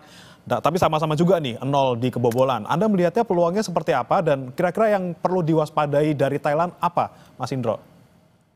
Iya, walaupun Thailand juga kita lihat tidak terlalu baik ya, di dua pertandingan hanya bisa mencapai menggolkan 4 melawan Timor Leste dan juga imbang melawan Myanmar gitu ya. Tapi kita tidak bisa menganggap Thailand ini suatu tim yang di bawah kita gitu karena secara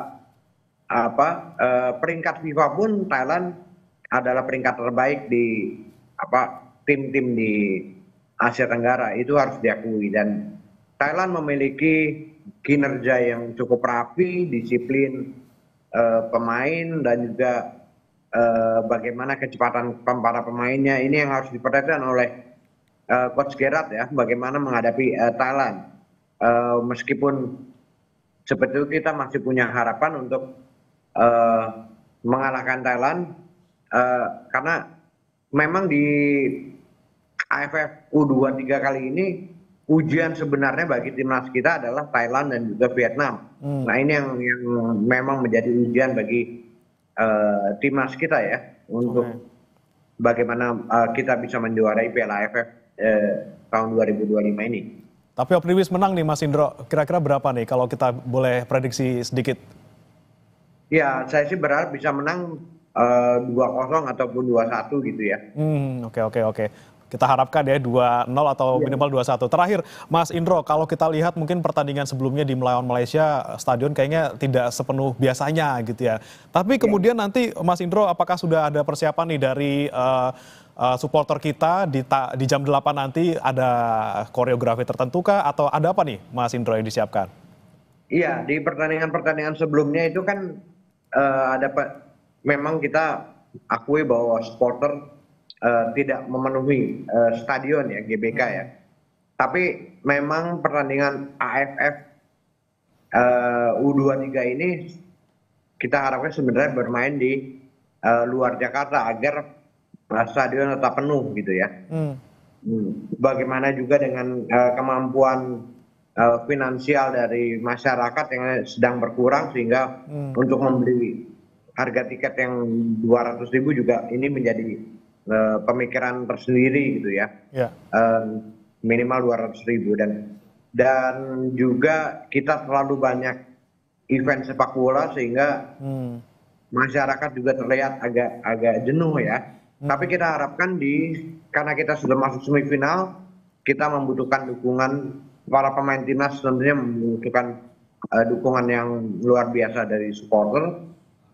Kita berharap bahwa supporter bisa memenuhi timnas ya. Masalah koreografer kita mungkin akan serahkan misalnya ke teman-teman La Grande ataupun Ultras Garuda gitu ya, masalah koreografer.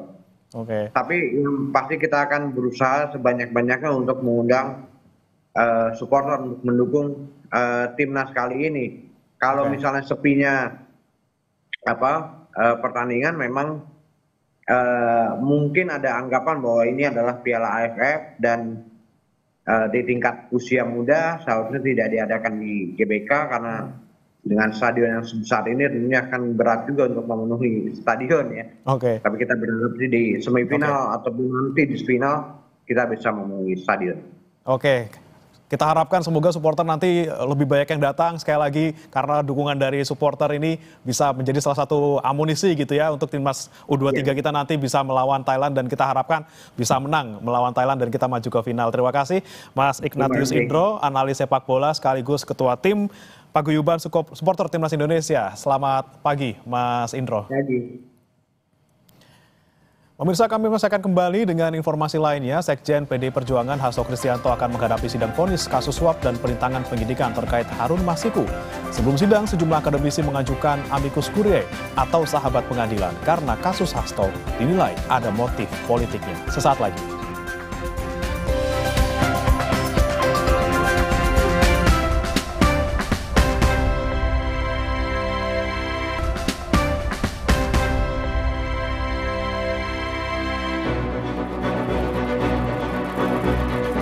Sekjen PDI Perjuangan yang juga terdakwa kasus perintangan penyidikan suap Harun Masiku, Hasto Kristianto, Jumat 25 Juli 2025 akan menghadapi sidang putusan vonis atas perkara yang menjeratnya di Pengadilan Tipikor Jakarta.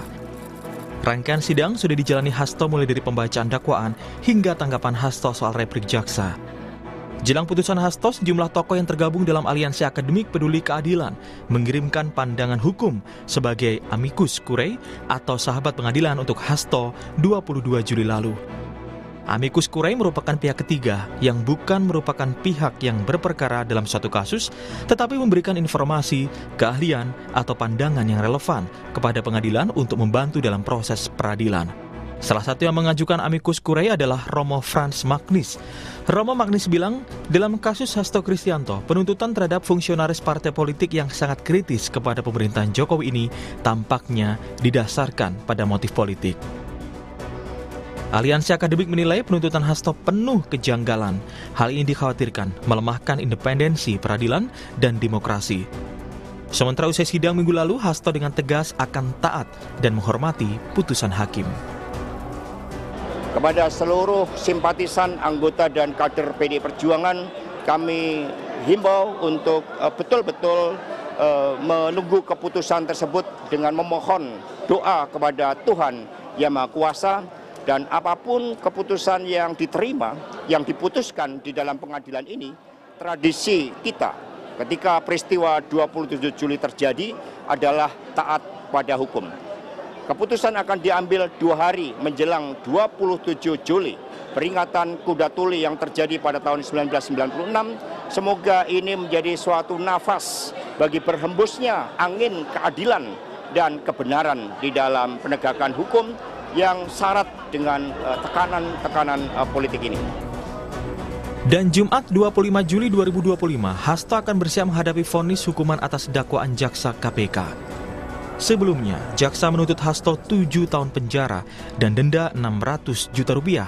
Hasto dianggap bersalah merintangi penyidikan dan menyuap mantan komisioner KPU Wahyu Setiawan terkait pengurusan PAW anggota DPR 2019-2024, Harun Masiku. Tim Liputan, Kompas TV.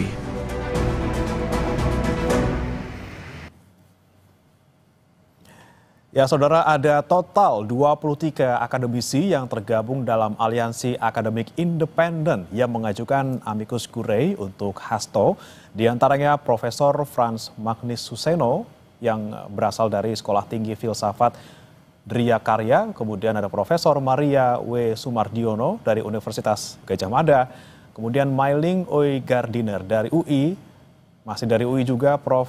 Riris Sarumpait, kemudian Profesor Ramlan Subakti dari Universitas Airlangga, Profesor Maneke Budiman dari UI, Profesor Fransisia Saveria Sikaseda dari UI, kemudian Profesor Daldiono juga dari UI, Saudara. Masih dari UI, Profesor Teddy Prasetyono dan Profesor Melani Budianta. Ada juga selain dari Universitas, Saudara, Marzuki Darusman selaku Jaksa Agung 1999-2001. Kemudian dari UGM ada juga Profesor PM Laksono. Selanjutnya, Saudara, dari Universitas Islam Indonesia atau UII ada Profesor Masduki, kemudian Profesor Asfi Warman Adam dari Badan Riset dan Inovasi Nasional atau BRIN, Dr. Suparman Marzuki dari UII, kemudian sejarawan Dr. Hilmar Farid. Ada juga dari Unika Atmajaya, Dr. A. Prasetyantoko. Dari UI, Dr. Suraya Afif. Kemudian dari STF, Dria Kara. Ada 2 orang juga lagi, Saudara, Dr. Haryat Moko, kemudian Dr. Setyo Wibowo. Dari UNER juga ada Dr. Pinky Wisnu Susbroto, Usman Hamid, dan juga terakhir Profesor Sulistiowati Irianto dari UI. Saudara, sahabat pengadilan yang mengajukan pandangan hukum dari para ahli atau yang disebut dengan amicus curiae ini mengingatkan kita pada sidang Sambo dengan terdakwa Barada Eliezer. Namun kali ini puluhan tokoh mengajukan amicus curiae untuk Hasto Kristianto dalam kasus suap Harun Masiku. Dan Saudara, langsung saja kita sapa salah satu tokoh yang mengajukan amicus curiae, yaitu sejarawan sekaligus peneliti Purnabakti BRIN, Profesor Asfi Warman Adam. Selamat pagi, Prof. Asfi. Prof. Asfi, mohon izin untuk audionya belum dibuka, Prof. Ya, Prof. Asfi bisa mendengar suara saya dan juga mungkin bisa dicek suaranya. Prof. Sudah dibuka, Prof, audionya, Prof?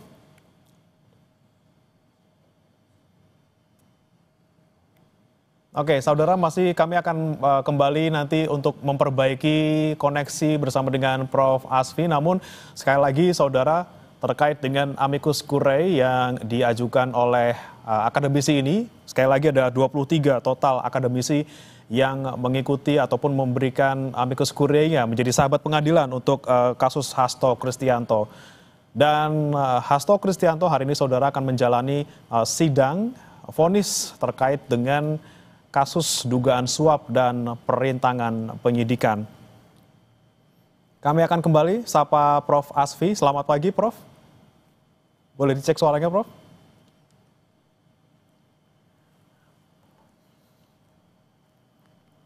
Ya, kami masih berusaha untuk memperbaiki, Saudara, koneksi bersama dengan Prof. Asfi.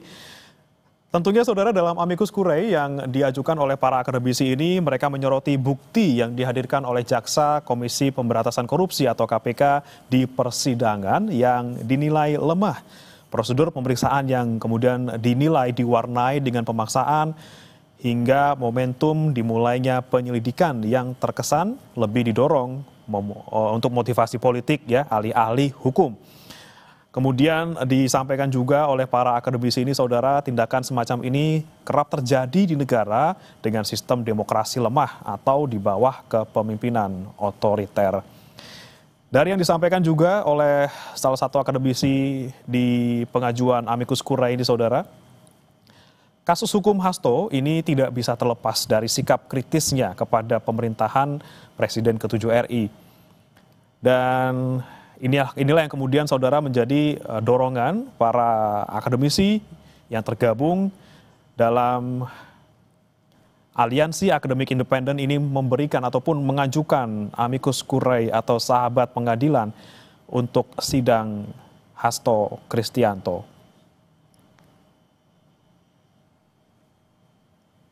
Kami masih mencoba untuk memperbaiki koneksi bersama dengan Prof. Asfi yang merupakan salah satu akademisi yang ikut dalam pengajuan amicus curiae, saudara. Dan selain adanya amicus curiae yang diajukan oleh para akademisi, ini ada juga tanggapan dari sejumlah pihak terkait dengan pengajuan amicus curiae ini, saudara. Salah satunya datang dari mantan penyidik KPK M. Praswatnugraha yang sempat memberikan tanggapannya pada hari Kamis lalu, di mana pernyataan dan amicus curiae 23 akademisi ini dinilai tidak selaras dengan bukti yang hadir pada proses persidangan.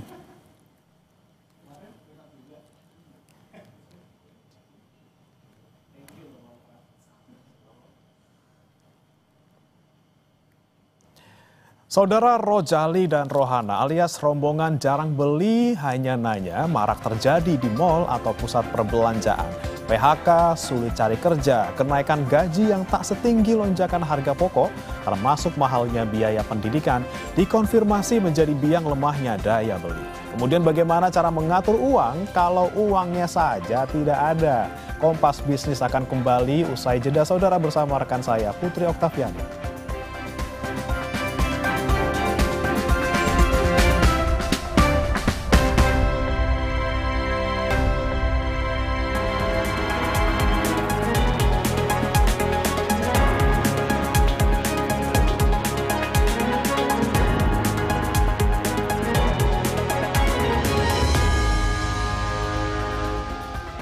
Sapa Indonesia Pagi, hadir saudara, kali ini di segmen Kompas Bisnis bersama saya Putri Oktaviani.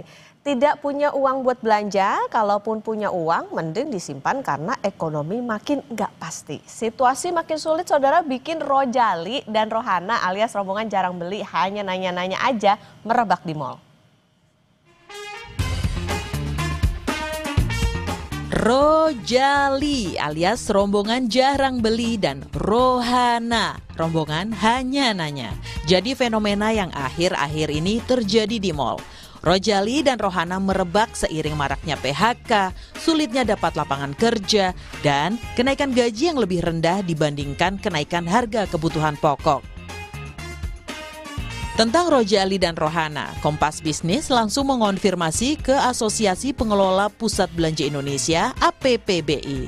Jawabannya bisa ditebak, lemahnya daya beli. Saat ini angka kunjungan ke mal tidak berbanding lurus dengan omzet penjualan di gerai ataupun toko retail. Daya beli masyarakat Indonesia dalam konteks retail dinilai sangat rendah dan berdampak pada perputaran ekonomi yang lambat. Rojali, fenomena Rojali ini yang sekarang ini meningkat jumlahnya, intensitasnya meningkat begitu. Ada faktor lain selain faktor yang tadi saya sampaikan, juga adalah terutama masalah daya beli.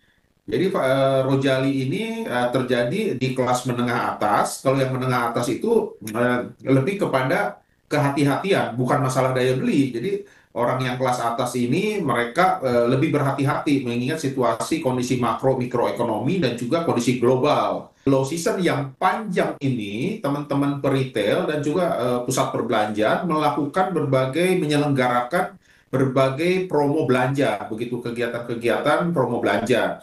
Untuk memperpendek, dalam tanda kutip, untuk memperpendek low season yang panjang ini. Jadi dilakukanlah dengan berbagai macam promo belanja. Nah, promo belanja ini diharapkan bisa menopang daya beli masyarakat. Jadi harga-harga barang-barang, produk-produk dengan kegiatan promo belanja itu bisa lebih terjangkau oleh masyarakat, khususnya yang kelas menengah bawah. Ekonom bilang ramainya mal namun sepi transaksi beli juga mengonfirmasi bahwa ekonomi enggak baik-baik aja. Situasi yang serba tidak pasti membuat tulang punggung konsumsi, yaitu kelas menengah atas, cenderung memilih menyimpan uang dan mengalihkannya ke investasi yang dinilai lebih aman. Misalnya, surat berharga negara atau SPN, emas, bahkan sampai saham. Sedangkan kelas bawah memang tidak punya uang untuk belanja. Ya Rojali mungkin lebih ke ini sih, lebih ke kehati-hatian aja, terutama yang menengah atas kan memang dari sisi return beberapa instrumen investasi menarik. Contohnya tadi SBN, yieldnya menarik, terus emas misalnya itu juga menarik, trennya lagi naik. Saham juga beberapa sektor lagi menarik. Nah, ya untuk mobil tadi kan juga ada beberapa fenomena yang mengganggu mereka juga ya, karena yang mendrive konsumsi itu kan yang menengah atas tadi, karena 70% konsumsi ya mereka itu. Jadi, nah kalau yang kelas bawah memang pengaruh beberapa hal sih. Satu, ini banyak keserap ke judol dugaan saya. Nah, kalau jalan-jalan ke mall, apakah Anda termasuk Rojali dan Rohana alias cuma ngadem aja? Kalau fenomenanya makin merebak, makin banyak, ini sih sudah jadi tanggung jawab pemerintah. Gimana caranya? Biar Rojali dan Rohana jadi Royani, alias rombongan doyan beli. Ditunggu lapangan pekerjaannya ya Pak Bu di pemerintah, stimulus ekonomi juga, kami perlu. Rumondang Nainggolan, Jona Hamonangan, Tim Liputan Kompas TV. Rojali, Rohana, ini bukan pasangan duet ya saudara, tapi rombongan yang datang ke mall atau pusat belanja tapi jarang beli, hanya nanya-nanya. Tadi pengelola mall bilang, ekonomi emang lagi sulit buat menengah bawah. Ekonom juga bilang, kelas menengah atas ini pilih nabung bukan belanja. Buat yang rata-rata air apa nih yang bisa kita beresin secara keuangan? Kompas Bisnis akan tanya ke perencana keuangan independen Ruisa Arifin melalui sambungan daring. Selamat pagi Mbak Ruisa. Selamat pagi Mbak Okta. Ya Mbak Ruisa, kita tadi lihat ya ada fenomena Rojali sama Rohana. Gimana nih ceritanya ngatur duit kalau duitnya aja nggak ada Mbak? Gimana caranya deh biar nggak makin boncos di situasi kayak sekarang nih? Betul, jadi memang situasinya sekarang tuh yang kita rasakan dan kita lihat dari berbagai data itu memang agak kurang baik ya, seperti yang diungkapkan ekonom sama pengelola retail tadi.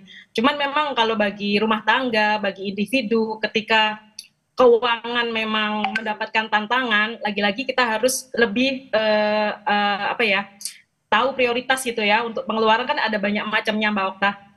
Pengeluaran tuh ada pengeluaran primer, ada pengeluaran wajib gitu ya, seperti bayar listrik atau untuk uang makan, kemudian uang sekolah anak. Itu yang kemudian kita harus amankan lebih dulu gitu. Jadi untuk pengeluaran-pengeluaran yang terkait dengan lifestyle yang masih bisa kita tunda, pengeluaran besar kayak misalnya ganti furniture, itu sebaiknya ya kita tunda dulu karena kita nggak tahu nih situasi yang sekarang kita hadapi ini akan sampai kapan. Kita ngelihat indeks lapangan kerja, indeks ekspektasi lapangan kerja juga masih kurang baik ya. Mungkin seperti itu. Oke, tahu prioritas dan tadi ya kalau bisa nih lifestyle-nya agak-agak ditekan dulu nih, yang paling utama yang primer dulu. Mbak Ruisa, bagi yang duitnya seret, kayaknya natap bulan depan aja ketar-ketir gitu. Kita harus belanjanya atau belajarnya tuh dari mana sih? Data apa yang bisa ngebantu untuk bisa ngambil keputusan kapan mau hemat, kapan mau stop utang, atau kapan kita savingnya? Iya, jadi memang kalau namanya pengelolaan keuangan ya emang harus ada uangnya ya. Jadi kalau misalnya nggak ada uangnya ya susah juga apa yang mau dikelola gitu. Betul. Yang pasti dan berhemat itu ada batasnya ya Mbak ya. Kan nggak semua hal itu kan bisa kita hemat. Uang sekolah emang bisa kita hemat, nggak bisa. Apalagi kalau misalnya sekolahnya di swasta. Jadi artinya kalau misalnya kita menghadapi situasi seperti itu, kita selain prioritas tadi, kita harus tahu nih apa yang masih bisa kita kerjakan untuk menambah penghasilan misalnya. Walaupun memang situasinya emang susah ya, karena kayaknya perusahaan juga mengurangi atau menahan rekrutmen dan sebagainya gitu. Rekrutmen tenaga kerja itu data terakhir yang saya baca itu terendah sejak 2022 gitu. Jadi dengan situasi kayak gini mau nggak mau memang kita harus lebih ketat aja untuk ngelola keuangan. Kita harus ngelihat data juga. Jadi jangan hanya misalnya udahlah kita jalanin aja hari-hari kayak biasa gitu. Enggak bisa kayak gitu. Masyarakat perlu untuk lebih meningkatkan literasi juga. Dari ngelihat data yang banyak dipublish di media-media, dari literasi keuangan juga di-share oleh banyak ahli gitu ya, di berbagai media sosial juga udah banyak. So, saya kira masyarakat perlu juga untuk lebih aware gitu ya. Kalau misalnya dengan melihat data-data itu, kok kayaknya semuanya makin suram dan ngasih alarm, ya udah kita langsung perketat pengelolaan keuangan itu. dan nggak nambah utang, nggak mengeluarkan pengeluaran sebenarnya masih bisa kita tunda. Terus terkait saving misalnya, kalau memang dari sisi pendapatan kita masih memiliki likuiditas yang lebih leluasa gitu ya udah itu kita tambah aja savingnya. Tapi bagaimana dengan misalnya mereka yang uangnya aja udah tiris gitu ya, nggak ada lagi yang ditabung gitu, ya mau nggak mau memang nambah penghasilan karena nggak ada lain, karena berhemat itu juga ada batasnya kan Mbak Okta, nggak bisa semua kita hemat. Kayak misalnya makanan juga kan, kalau misalnya mungkin bisa sih ngambil opsi misalnya menu yang lebih sederhana misalnya bagi ibu-ibu ya di keseharian gitu. Cuma itu semua juga ada batasnya, mau nggak mau memang harus untuk menambah penghasilan lagi gitu. Oke, yang bahaya adalah jangan sampai mantap alias makan tabungan. Nah, Mbak Ruisa, gimana caranya supaya itu tadi ya, kalau kita bicara soal prioritas, ngeliat prioritas kebutuhannya tuh kayak gimana? Ada nggak sih hitung-hitungannya, misalnya untuk kebutuhan harusnya berapa persen, untuk saving baiknya di awal kita ketika terima gaji atau nanti ketika sisanya dan lain sebagainya, itu ada aturan atau hitungannya nggak sih yang tepatnya? Bisa, itu ada sebenarnya yang bisa kita terapkan dalam pengelolaan keuangan sehari-hari ya. Misalnya ketika kita mendapatkan gaji bulanan nih bagi para karyawan atau bagi freelancer gitu, ya udah kita siapkan untuk kebutuhan utama dulu yang primer sama mandatory spending gitu ya, sama future spendingnya. Dua paling enggak, primer sama mandatory itu tadi. Kemudian yang termasuk kebutuhan wajib apa sih? Kayak misalnya bayar cicilan utang itu kan nggak bisa ditunda, bayar uang sekolah anak. Ini di luar kebutuhan primer kayak makanan gitu ya, transportasi dan sebagainya.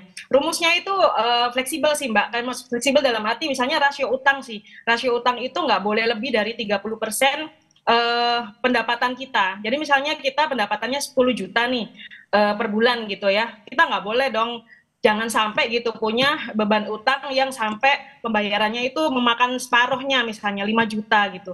Jadi perlu ada pakem juga yang harus ditaati gitu. Utang rasionya maksimal 30%, pengeluaran untuk kebutuhan sehari-hari itu biasanya memakan sekitar 50%. Nah, sisanya yang 20% itu sebenarnya masih bisa kita saving gitu. Oke, dan jangan lupa soal dana daruratnya juga ya Mbak Ruisa ya, udah pasti nih. Betul sekali. Berarti kalau kita lihat di situasi sekarang banyak Rojali sama Rohana, Mbak Ruisa, situasi saat ini artinya memang kurang oke kah buat agak sedikit rileks soal keuangan? Memang kalau ngelihat datanya agak berat ya, kalau maksudnya berat ini dalam arti kita nggak tahu situasi ini akan berjalan sampai kapan, karena ngelihat orang itu semakin susah untuk ngejual barang, orang-orang semuanya keep duitnya atau memang nggak punya uang.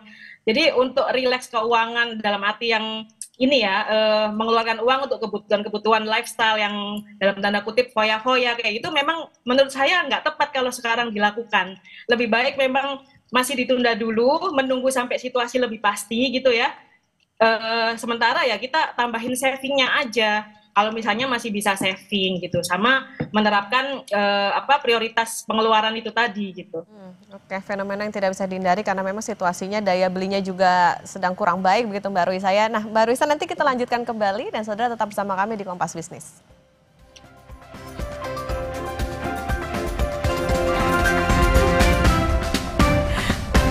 Mau ngatur keuangan harus ada duit.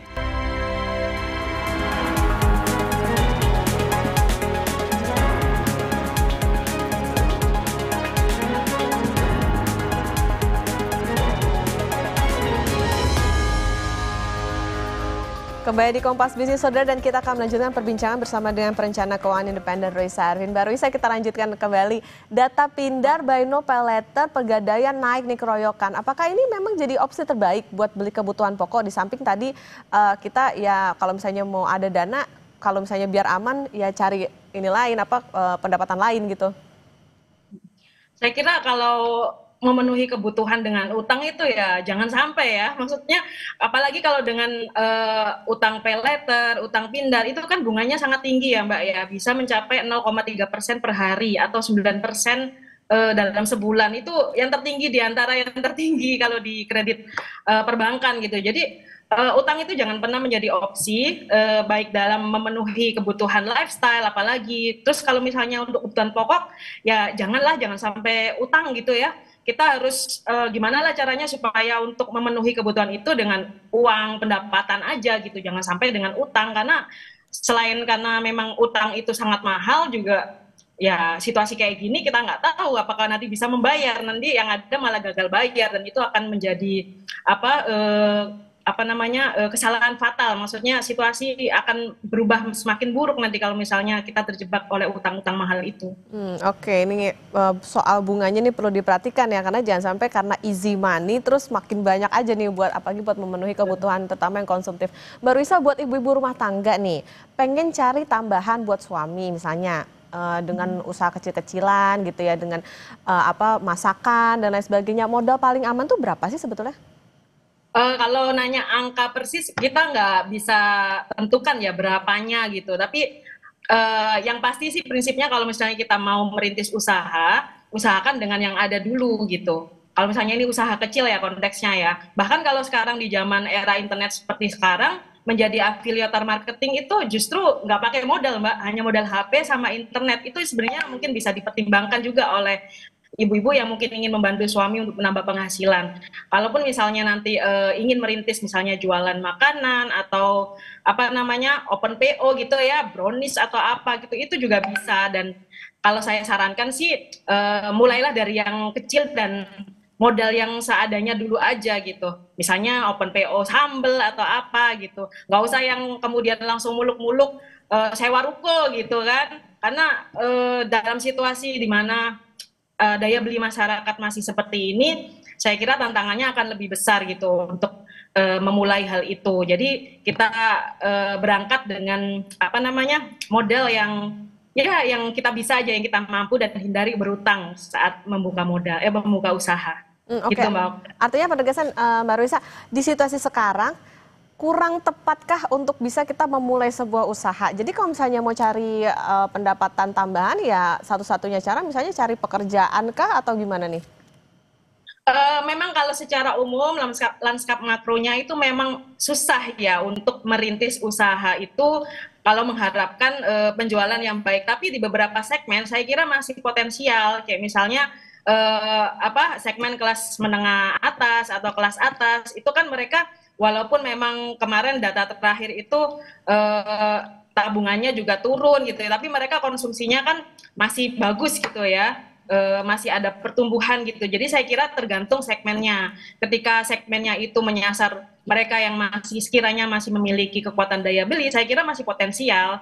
So di tengah situasi seperti sekarang pun sebenarnya masih ada harapan itu, bukan yang habis sama sekali. Dan yang pasti misalnya untuk kebutuhan yang pasti dibeli sama orang kayak sembako atau kemudian makanan minuman, menurut saya itu masih potensial sih Mbak.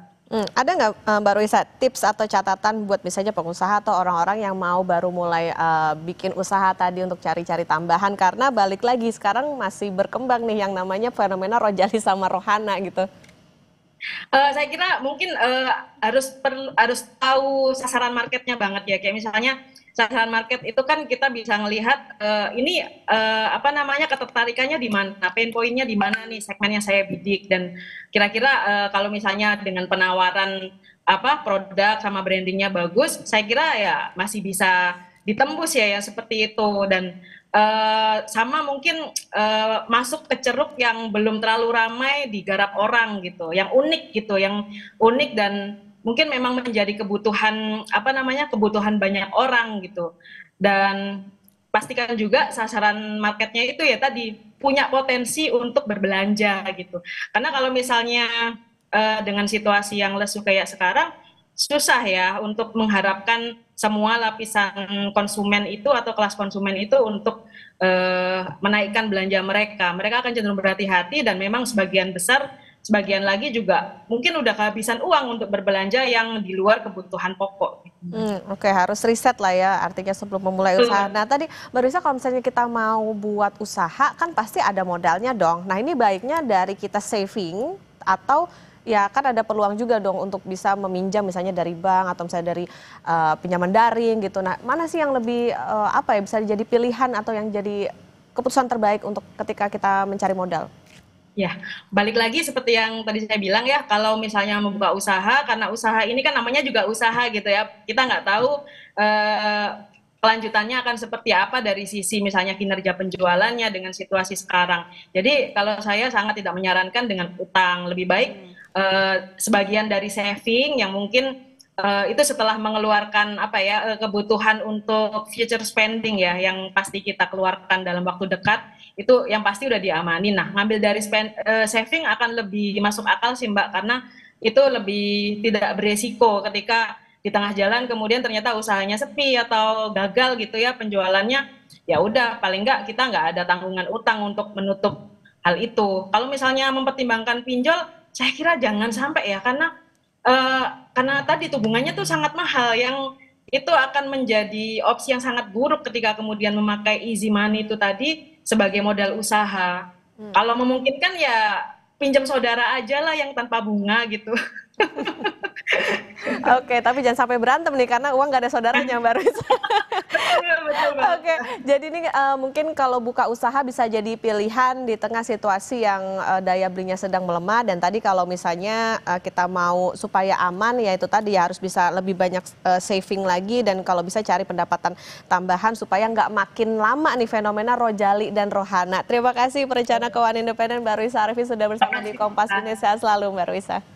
Makasih Mbak Okta.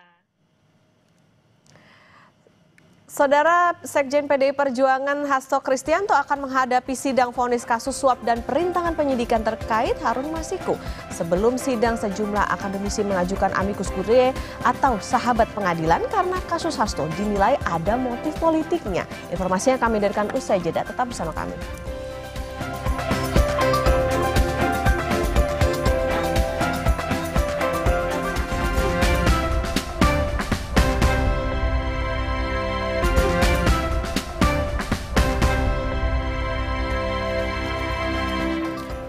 Kembali di Sapa Indonesia Pagi, Saudara. Program jaminan pensiun yang diselenggarakan oleh Badan Penyelenggara Jaminan Sosial Ketenagakerjaan atau BP Jamsostek pada tahun ini genap berusia 10 tahun. Diperlukan komitmen dari berbagai pihak, termasuk pemerintah, agar program ini dapat berkelanjutan dan menjangkau lebih banyak pekerja.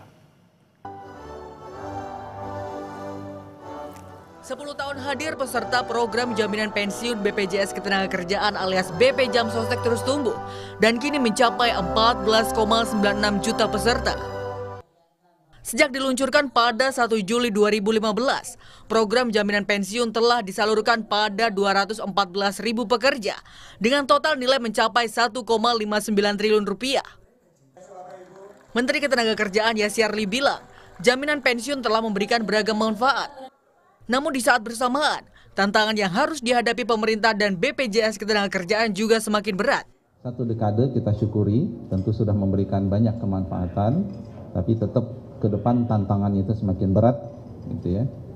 Bagaimana program ini tadi ada beberapa kata kunci ya, itu bisa inklusif, bisa adil, gitu ya. Dan salah satunya indikatornya itu adalah kepesertaan yang harus ditingkatkan. Nah, sepertinya nanti kita dengarlah narasumber, para pakar, bisa jadi solusinya salah satu adalah deregulasi dan regulasi. Ya, nanti kita lihat. Sadar akan besarnya tantangan, BPJS Ketenagakerjaan menggandeng pemerintah dan pemangku kepentingan untuk mencari strategi terbaik dalam menjaga keberlanjutan dan inklusivitas program jaminan pensiun. 10 tahun terakhir ini kita menyaksikan banyak kemajuan, baik dari sisi kelembagaan, peningkatan jumlah peserta, pemanfaatan dari manfaat jaminan pensiun, termasuk perkembangan digitalisasi layanan untuk sebagai penguatan tata kelola dan investasi dana jaminan sosial. Namun demikian, dalam perjalanan 10 tahun ini kita juga sama-sama menyadari bahwa masih banyak PR, masih banyak tantangan-tantangan yang belum kita jawab bersama. Dan insya Allah ini menjadi salah satu kesempatan kita pada kesempatan pagi hari ini untuk mendiskusikan hal-hal apa saja yang bisa kita lakukan bersama-sama. Kami menyadari bahwa keberhasilan program pensiun tidak hanya ditentukan oleh desain regulasi, tapi juga partisipasi aktif dari seluruh pemangku kepentingan, baik dari pemerintah, dunia usaha, pekerja, dan masyarakat. Termasuk kami di BPJS Ketenagakerjaan yang memiliki tanggung jawab untuk memastikan kewajiban-kewajiban manfaat jaminan pensiun bisa kami berikan dengan sebaik-baiknya kepada masyarakat. Dengan kolaborasi dan regulasi yang terus diperkuat, BPJS Ketenagakerjaan berharap semakin banyak pekerja yang terbebas dari rasa cemas karena memiliki hari tua yang sejahtera. Nanda Aprilia, Yanuarul Sim, Kompas TV, Jakarta.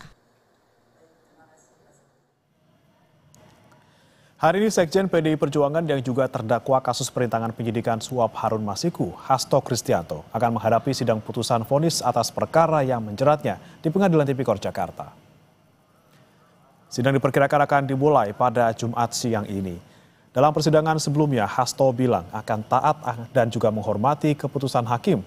Ia juga meminta kepada kader PDIP untuk bersabar. Sebelumnya Hasto dituntut 7 tahun penjara dan denda 600 juta rupiah oleh jaksa KPK karena dianggap merintangi penyidikan Harun dan menyuap mantan komisioner KPU Wahyu Setiawan.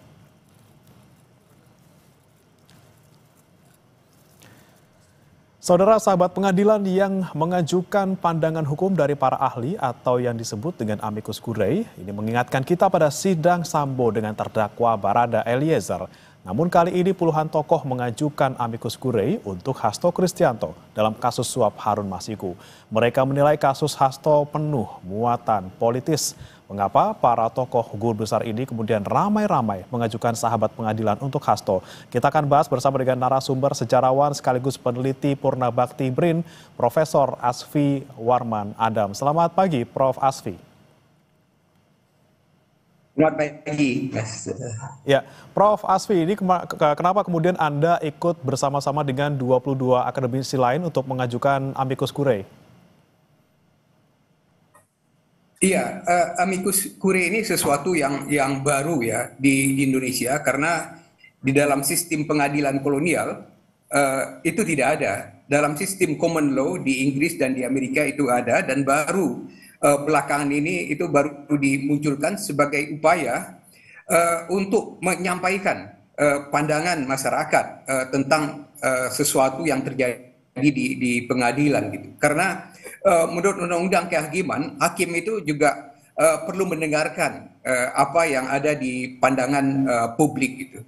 Karena kalau menurut KUHP itu kan hakim hanya mendengar kesaksian ataupun ahli di pengadilan, tetapi juga kalau amicus curiae ini adalah suara masyarakat gitu. Nah, ini kebetulan yang 23 orang mengajukan atau menjadi amicus curiae ini adalah akademisi yang menurut hemat saya itu tidak diragukan ya reputasinya pada bidang mereka masing-masing gitu. Jadi di sini ada guru besar dalam bidang hukum di UI Gajah Mada, UI. Di samping itu juga ada guru besar dari STF Bidakara, misalnya Profesor Magnis Suseno gitu. Dan juga ada sejarawan seperti saya dan Hilman Farid itu. Mengapa kami mengajukan? Karena kami melihat di sini ada faktor upaya hukum ini dilakukan untuk kepentingan politis gitu, sangat kental sekali. Karena apa? Karena dalam proses persidangan ataupun juga proses penetapan tersangka Hasto ini, muatan politiknya itu sangat-sangat kental. Hasto ditetapkan sebagai tersangka itu setelah dia bersikap kritis terhadap pemerintah yang sekarang maupun juga terhadap pemerintah yang lalu gitu. Jadi ini yang kami ingin sampaikan kepada hakim gitu, aspek ini. Oke, Prof. Asfi, mungkin selain tadi ada dugaan muatan politis yang kental di kasus Hasto Kristianto, apalagi yang kemudian Anda cermati dari sidang-sidang yang sudah dilewati oleh Hasto? Apakah mungkin bukti-bukti yang diajukan oleh jaksa KPK ini kurang kuat atau seperti apa, Prof? Pembela sudah menyampaikan pembelaannya gitu.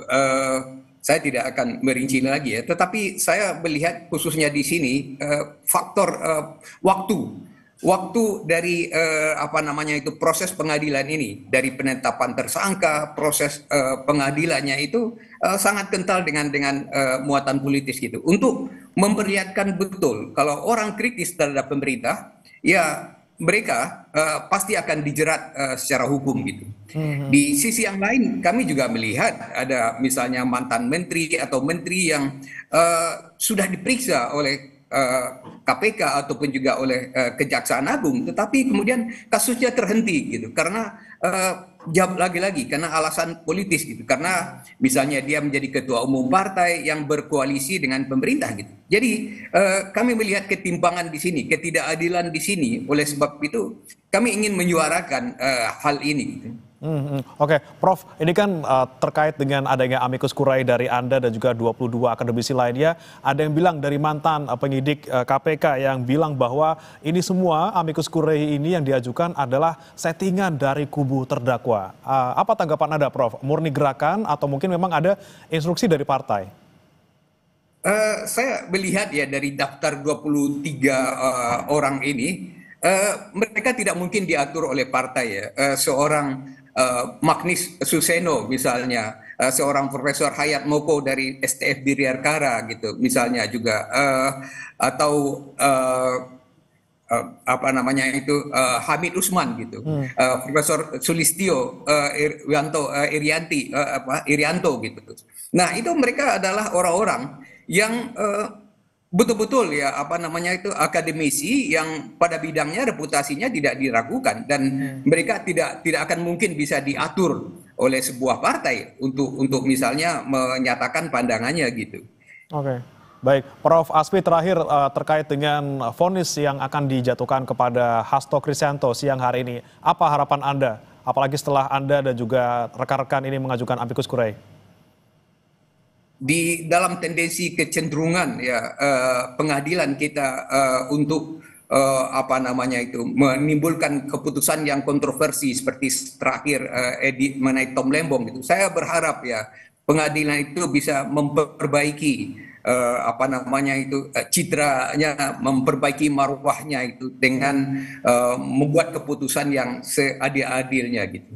Oke, keputusan seadil-adilnya kita harapkan nanti di sidang vonis Hasto Kristianto. Terima kasih Prof. Asfi Marwan Adam, sejarawan dan juga peneliti Purnabakti BRIN telah bergabung bersama kami. Selamat pagi Prof. Asfi. Kami masih akan kembali dengan informasi legenda gulat dunia Hulk Hogan meninggal dunia pada usia 71 tahun akibat serangan jantung di Florida, Amerika Serikat.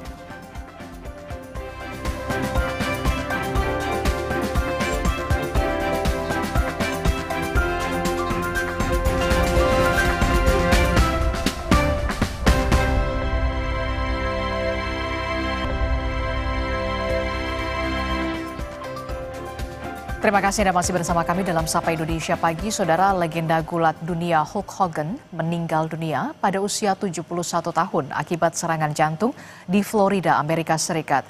Polisi mengkonfirmasi kematian Hogan pada Kamis pagi waktu setempat. Hulk Hogan yang bernama asli Terry Bollea adalah bintang terbesar dalam sejarah World Wrestling Entertainment. Namanya melambung sejak WrestleMania pertama tahun 1985 dan terus menjadi pusat perhatian dalam dunia gulat profesional. Di luar ring, saudara, Hogan juga terlibat dalam film, televisi, dan bahkan politik. Meski telah tiada, semangat Hulkmania tetap hidup di hati para penggemarnya di seluruh dunia. Hogan bukan sekedar pegulat, saudara. Ia adalah ikon budaya pop yang akan selalu dikenang.